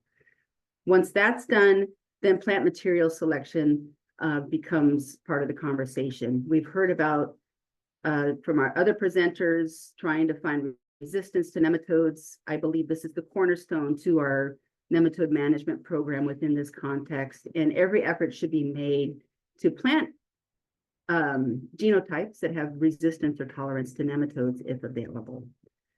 We then have plant health and establishment. I work in perennial crops, so this is a really important concept. How do we get a new plant up and running and able to produce sufficient root material to combat nematodes over a 3 to 4 year period? Often these plants stay in the field for 10 years, if not multiple decades. So really the goal here is to allow this plant to establish, become successful, and then be able to combat nematodes into the future. And then finally, post-plant management, you're like, oh my gosh, I forgot to, test for nematodes and I didn't treat for them pre-plant. What can I do now? Unfortunately, probably not a whole lot.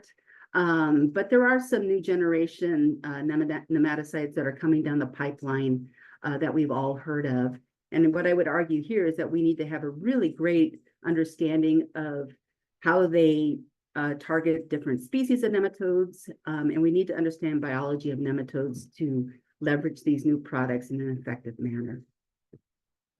So there's going to be a lot of different data inputs into this model, and you've heard about a lot of them today, and I'm just showing some examples here, but we're talking about thousands, if not hundreds of thousands of different types of data points that can go into decision making for nematode management. Some examples here. Again, back to sampling for nematodes, molecular diagnostics, which we've heard about, are very important.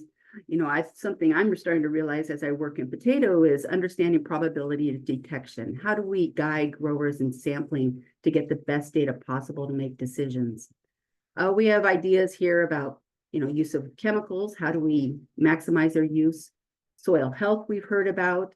How do we support plant growth to combat nematodes, resistance, and then new technologies for remote sensing to be able to leverage these tools to, again, support our decision-making model.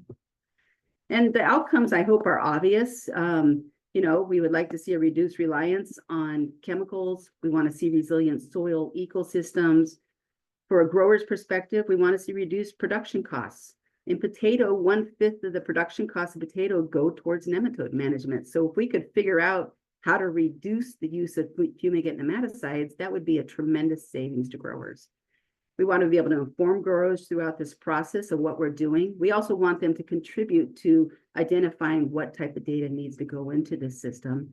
And then finally, the ultimate goal is a systems approach that encompasses several different of these ideas to be pieced together to get the most nematode suppression possible. So I'm going to go through this model and I'm going to try to show how we've tried to address decision support in the Pacific Northwest, and that's specifically on raspberries and on wine grapes.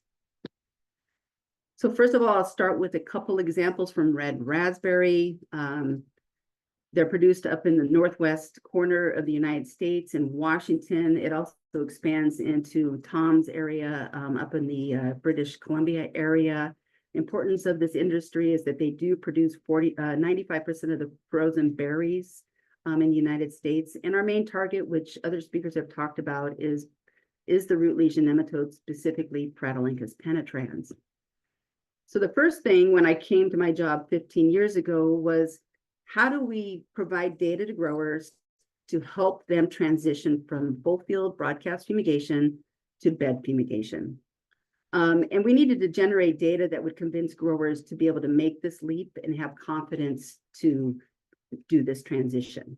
And so the data that was required was to demonstrate that bed fumigation is similarly effective to broadcast fumigation, that it costs about the same or less, and that there's minimal risk of recolonization of a treated area from non-treated areas. And you can see that in that picture here. We leave a good chunk of the field non-treated when we do a bed fumigation. So our nematodes migrating from here to here. And we needed to do this in partnership with industry because we didn't want to create something that wasn't available to growers. So we worked with Trident Ag Products and made sure that they were part of this process the entire time. So this is just one example of a field trial of 10 or 15 field trials we conducted over a decade to give growers the confidence to move to bed fumigation. And what I'm showing here are nematodes on this axis, and across the x-axis are sampling dates over time. We fumigate in the fall, and then we would collect samples in the following spring and fall. We had 3 treatments: bed fumigated tarped, bed fumigated not tarped, and broadcast fumigation. And it's pretty obvious what's going on here. Initially, we saw that both our bed fumigation treatments reduced nematode populations compared to our broadcast fumigation, and with a tarp, that suppression lasted for almost a year after fumigation. So that was really good news, and we saw this over and over and over. In the end, the industry has switched. We only do bed fumigation here in the Pacific Northwest. It's resulted in about a 60% reduction in fumigant use. We weren't able to get everything we wanted. Our growers are not willing to put a tarp on while they're fumigating, and it's not required by the state. And mostly that's a cost issue, but we were able to get them to non-tarped bed fumigation through providing them with data. Second example is plant material selection. There are no raspberry varieties with resistance or tolerance to root lesion nematode, and this is a major stumbling block for us to get away from soil fumigation in this production system. So what we're trying to do is kind of similar to what Will talked about in sweet potato. We're trying to identify quantitative resistance in raspberry to root lesion nematode. We have a large trial up in Northwest Washington where we have 270 unique raspberry genotypes that we're looking at in paired plots, either with or without nematodes. This was planted a couple years ago, and over the process of this project, we're collecting phenotypic data, and we're also going to be generating raspberry genomes. For phenotyping, we either go out and collect roots and extract nematodes, or we go out and collect whole plant biomass, which we feel is a really good indicator of nematode parasitism, and weigh it. This takes us a crew of 20 people a week at the cost of about $15,000 for sampling. So similar to what other people have talked about, can we leverage new technologies to help us with this effort? So we are trying to use drone imagery and ground-based imagery to get an understanding of plant biomass. So maybe we won't have to do these large harvests. We're going to couple this with 10x coverage genomes of our 270 genotypes, and then we'll be able to apply a genome-wide association study to identify regions of the genome of interest to us that we can then extend to breeders to help with breeding. Now I'm going to switch to wine grapes and give you 3 examples within my decision support system. Wine grapes in the Washington state is the second largest wine producing region in the United States after California. And our primary target here is northern root knot nematode Meloidigine hapla. Again, I feel like we kind of have missed the mark on being able to provide growers with reliable information to interpret diagnostics reports. A, they don't know how to sample. B, they don't know what numbers mean. And C, oftentimes they don't know what species are present. So we took a bite out of this part of the decision support model. And this was another example of how can we work smarter and not harder? We have a lot of private contract researchers in the region doing a lot of great work. And can we partner with them to leverage samples? We do the nematology, they do all the hard field work. So we worked with Vineyard Soil Technologies. They went into a vineyard and were mapping it for soil characteristics. They had about 10 sites. They were sampling down to 120 centimeters. This is the scheme down here. They sampled between vine rows. So 1 foot from the vine is underneath the vine essentially, and 5 feet is into the middle of our alleyway. They collected the samples. We extracted the nematodes. And we were lucky that they actually had 2 different nematode species in this vineyard. They had the root knot nematode shown here, and then they also had the dagger nematode. And very quickly, you can see that the distribution of these nematodes across space and vertically are very different. And they would result in very different strategies for sampling for them. So for root knot nematode on the right, it's aggregated underneath the drip lines in the root zone, probably down to only about 24 inches. Dagger nematode is everywhere. So while there are more dagger nematodes within the root zone of a vine, they do go down to 4 feet. So right off the bat, we give our growers information on how best to sample for nematodes. We also give them information on how either pre or post-plant products might be able to target nematodes within the soil profile. So this red dotted line here shows about the maximum depth that a control strategy might reach. So you can see we would do a really good job against root knot nematode, but maybe not so much against dagger nematode. Second example from my decision support model is looking at plant material selection. Again, for me, I feel like we should really be working with plant breeders to deploy resistance as quickly as possible into any crop production system that suffers from nematode parasitism. So in this case, in wine grapes in Washington state, we're kind of unique. We grow all of our vines on their own roots. So they're called own-rooted vines. The majority of the other grape growing regions of the world grow on rootstocks. So really our big question was, are rootstocks a fit for Washington wine growers? And the data that was required to convince growers to do this are demonstrating that grafted vines will survive frost events. It's cold up here. It's like Canada. We do get frost events that can be quite severe. We wanted to show that grafted vines will perform as well as own-rooted vines. We also wanted to show that grafted vines suppress nematode development. So this image up here on the top, we looked at 4 different rootstocks, 5C, 1103P, 10114, and Harmony. Harmony actually is a nematode-resistant rootstock out of California.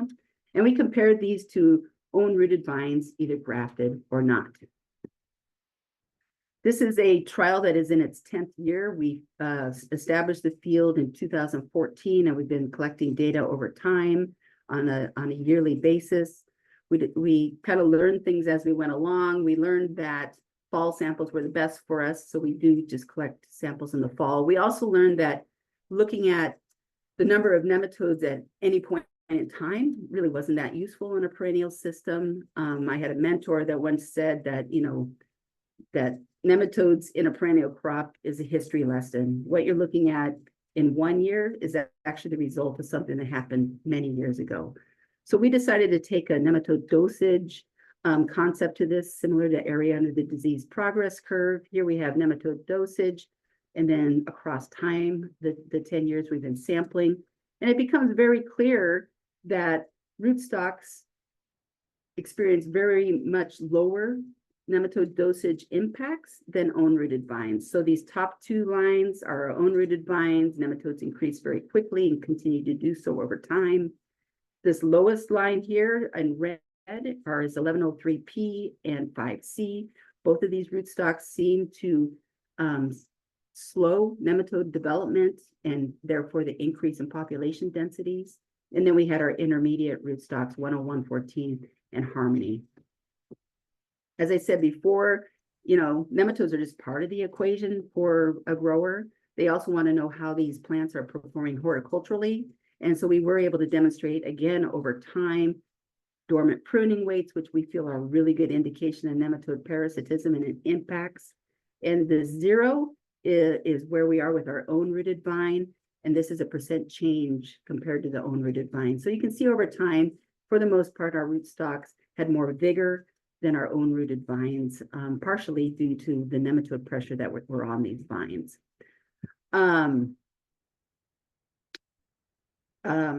Yes. Okay, and then finally, we get a lot of recommendations from California because that is the largest wine producing region in the country. So our question was, are these nematicide recommendations that are coming our way, are they useful to our growers?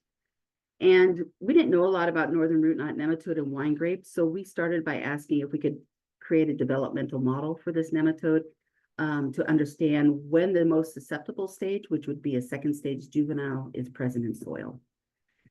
So we did this here. We went out on a regular basis in multiple vineyards, collected root and soil samples, collected juveniles, eggs, and fine roots. And what we came up with was a degree day model for root knot nematode development in wine grapes. And that's shown here. It's available on WSU Ag WeatherNet. We were able to model juveniles in soil across the growing season. And essentially what we found out is that we have a single generation nematode. Its highest populations of juveniles are in soil in spring and fall. So recommendations we're getting from California really aren't that useful to us because most of the times they say treat in the spring, followed by a month later. For us, it'd probably make more sense to be either treating in the spring or the fall or both. So those are the examples I wanted to give you. The big question is, how do we achieve a nematode support model? We've been trying to do this in raspberry and wine grapes. It's a big job. It takes decades to generate this type of data. We know certain aspects of our system, but we don't know aspects of other systems or parts of our system.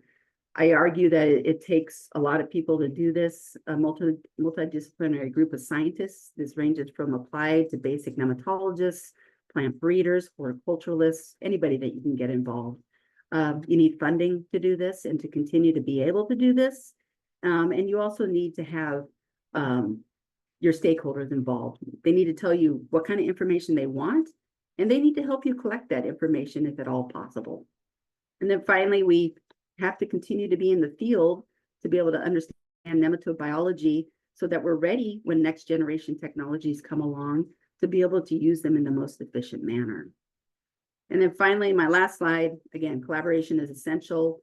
A lot of university partners, industry partners, commissions, everybody's needed to be able to achieve a nematode decision support model. Thank you. Thanks, Inga, for a great presentation. This is looks like this was the last presentation, but I think people need more, right? So I know we have a few questions, and many are in Spanish, but I think Camino did translate those for me. But before we get to the questions, someone had a question about if we are going to have access to the presentation. Camino, Amanda, do you want to just address that? I think that's very important. Yeah, we are sharing the presentations and the recordings, but you need to wait until next week for that. Okay, so it sounds like people will have access to the recording and the presentations. Okay, so I think we have a few questions here. So first question here, I'm a researcher from a biotechnological company in Mexico called Green Corp. We have a biofumigant for control of nematodes based on botanical extracts called biofumigation ORN+. We were interested in collaborating with researchers from Canada. Is it possible to collaborate with your team to make our product available to farmers? So Aman, the Canadian team, what do you guys think? Go for it, Tom. That's a really tricky question, and probably one we'll get into a lot more tomorrow in the discussion session, because that gets into where we can access funding, or how we can access funding across borders. Sometimes it's not always so easy for federal government scientists in Canada, for example, to work with it. So this would be a private company in Mexico, correct? That's my understanding. Yeah. So it can be tricky, but it sounds like an interesting topic for sure. And that's along the lines of what, I was trying to get at with my earlier response to an earlier question about there's still lots of room for learning more about novel chemistries, novel biofumigant materials, and those sorts of things that could be applicable, across countries. But actually, I can't say at this point whether it'd be possible to develop a collaboration. That's kind of out of the question at this point. Thanks, Tom. Yeah, I agree. I think there are many unknowns, so we can explore. Like we can know further about this. So like if you can send us an email, email Tom, and then we can explore. What is possible, what's not possible, because there are some approvals as well, like for usage of product in different countries, different jurisdictions. So yeah, absolutely. I think we can have a chat about it, and then we can decide accordingly if it is possible or not possible. Thank you.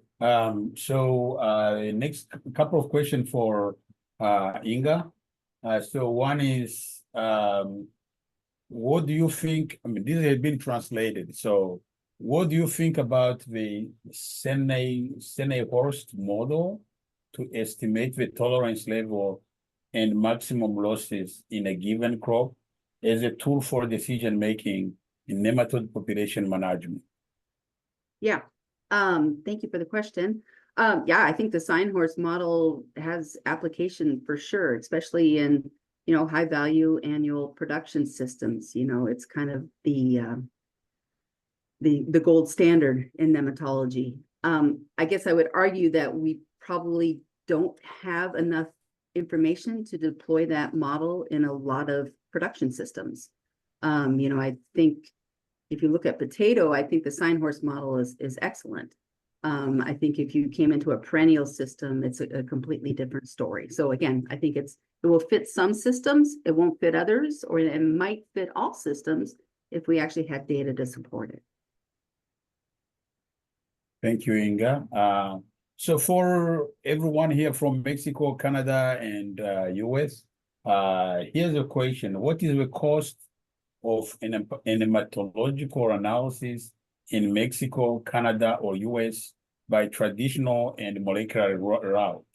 So this is addressed to any speaker here from any country.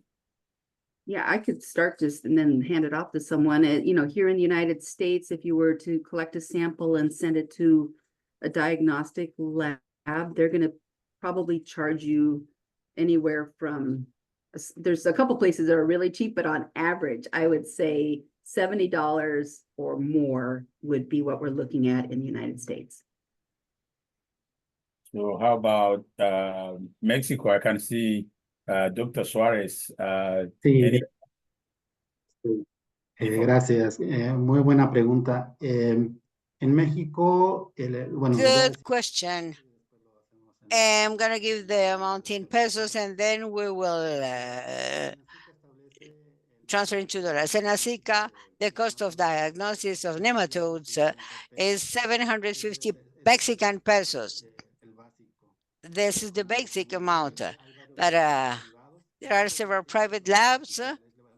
So the prices for the federal public lab, but there are private ones that do the diagnosis and they charge a little bit more.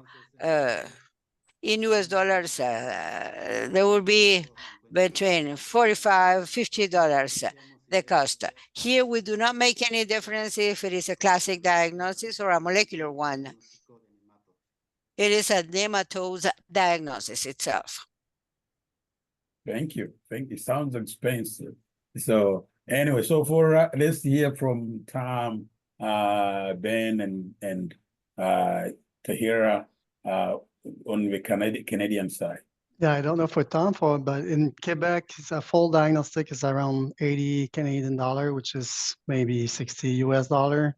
But we do have lots of exceptions. So for young farmers, it's free. It's free for many people. So it depends on what you're looking for. And the difference with the molecular diagnostics, so the labs are already doing some molecular diagnostic at some point.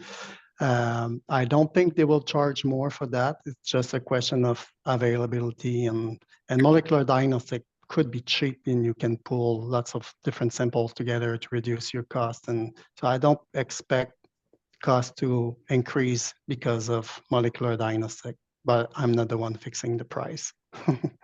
Tom?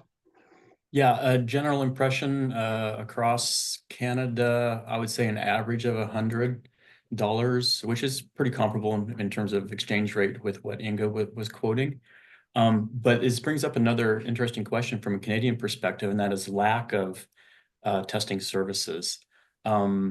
And so, for example, west of London, Ontario, currently there are no commercial labs to test for plant parasitic nematodes.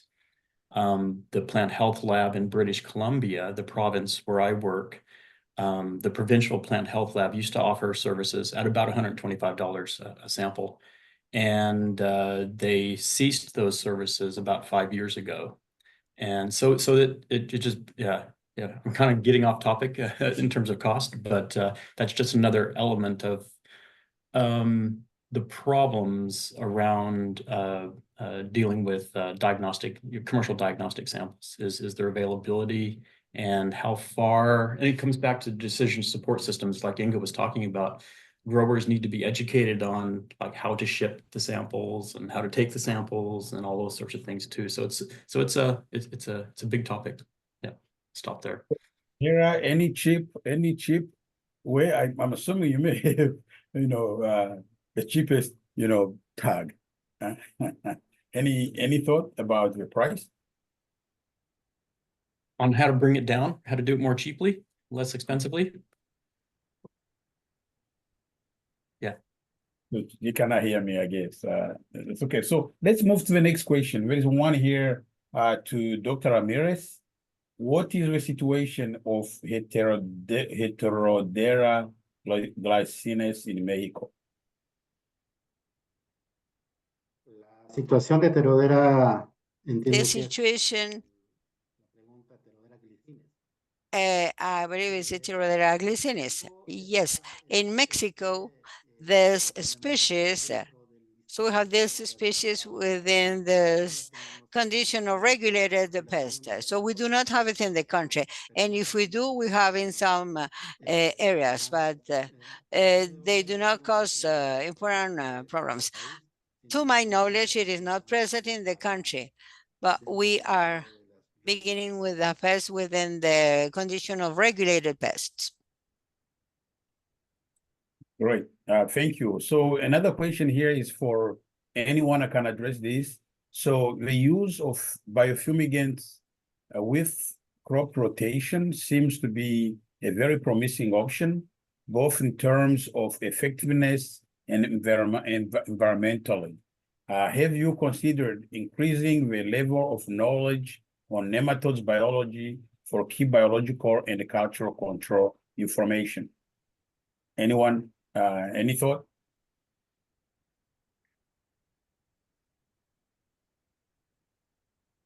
I can jump in real quickly. It's not my work, but up here in the Pacific Northwest on potato, there's a lot of interest from growers in biofumigation. I think actually there's a very innovative grower who's kind of leads the world in information on biofumigants.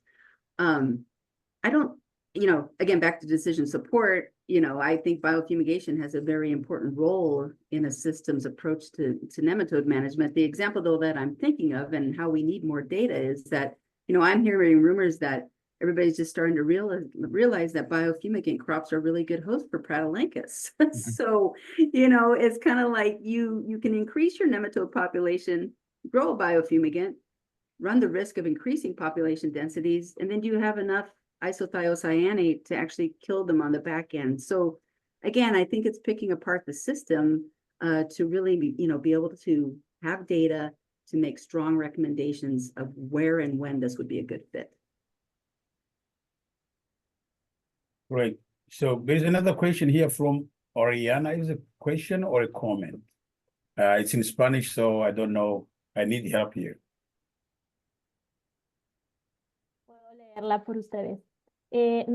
can read it for you. Oriana from Chile is asking, how many years of study do you consider that we could establish the right moments for sample taking and also to optimize the applications of chemical products, considering that we are facing an imminent climate change? And apparently this is for Inga, eh? And the question is for Inga. Yes. Yeah. Yep. Yeah, I mean,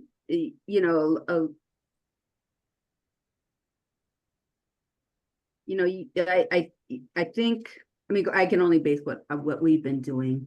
We tend to, there are studies run for 2 to 3 years. We have multiple sites, so to try to generate a data set that's meaningful. We're trying to do something similar by leveraging grower samples to do grid sampling to look at probability detection. More data, the better, right?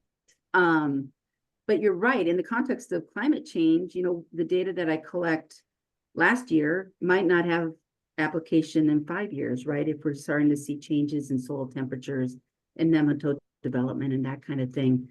So, it's tough. I think it's really tough because, these are big efforts. They take a lot of time. They take a lot of money. I guess maybe being able to establish some kind of continuous monitoring system.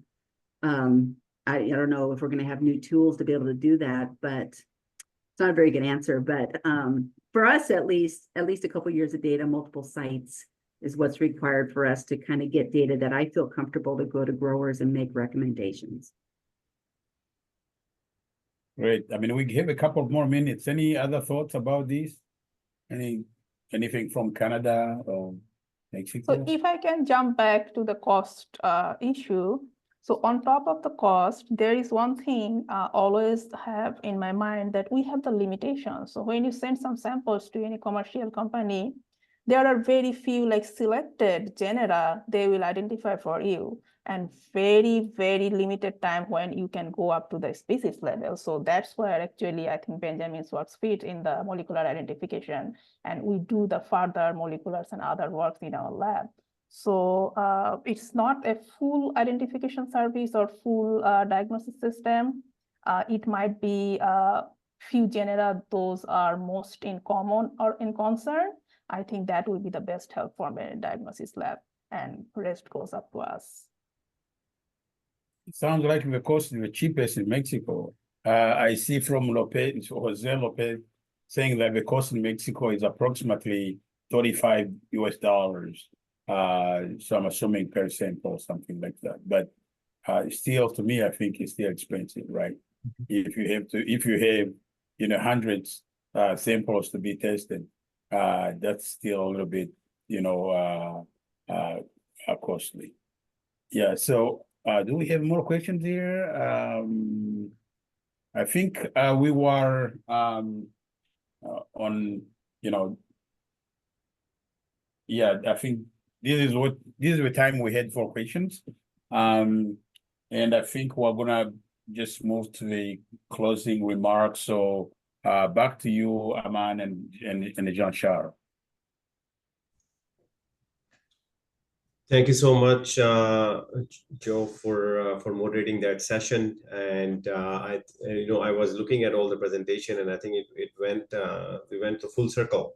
We did start from the cultural control, biological control, and we move on to the genetics and diagnostics, and then genomics, and then the decision support tool. So it was like a complete circle about the nematode management, and I think we had a great discussion about in the question and answer period as well. So again, thank you so much for to everyone for attending this session. At some point, I think we were more than 150 people listening and attending this session. So great participation, and also would like to thank you, our speakers. So thank you so much once again for your time, and for preparing those presentations, and for being available, because I know it's summertime and then you have many conferences to attend.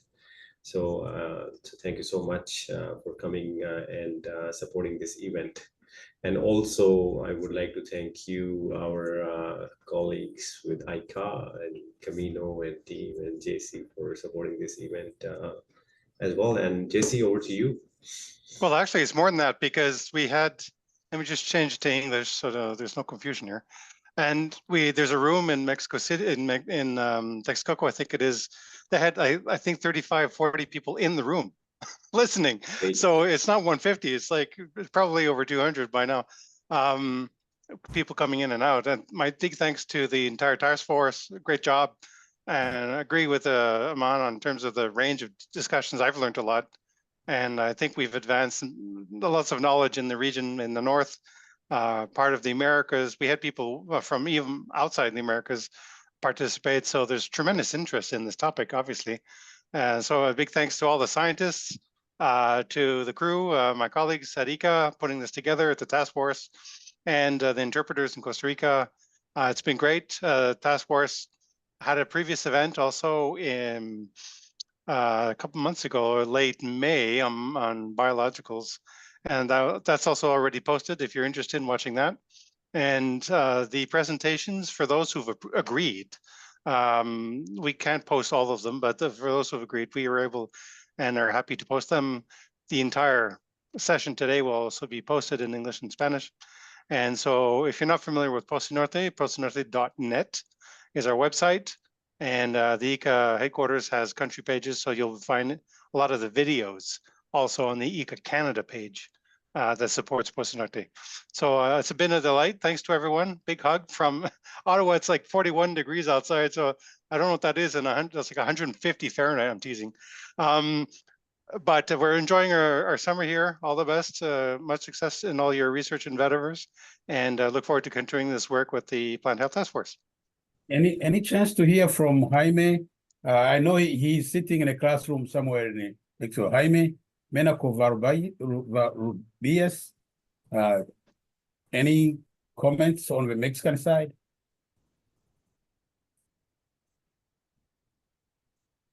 Jaime, are you there? Jaime, no podemos escucharte. Jaime, we cannot hear you. Well, maybe he's in the room, or maybe there are something happening. In a room, so there were many people. I think JC is alluding to. So, but anyway, yeah. But thank you. I think this was a great, workshop. Really, thank you to speakers. Great presentations. Very informative. And I think I'm assuming this is not the last time. So we're gonna get together and continue this topic on these nematodes, and I think we do have one tomorrow anyway for a selected group. Hopefully we can come up with some priorities to focus on. So this is great, and I hope to see this collaboration continuing. So anyone wants to close out? Aman? No, that's it. Perfect. Thank you so much. And yeah, we'll continue to hold these sessions from time to time. And yeah, thank you so much, and look forward to see you again. Take care. Cheers, everybody. Thank you. Stay safe.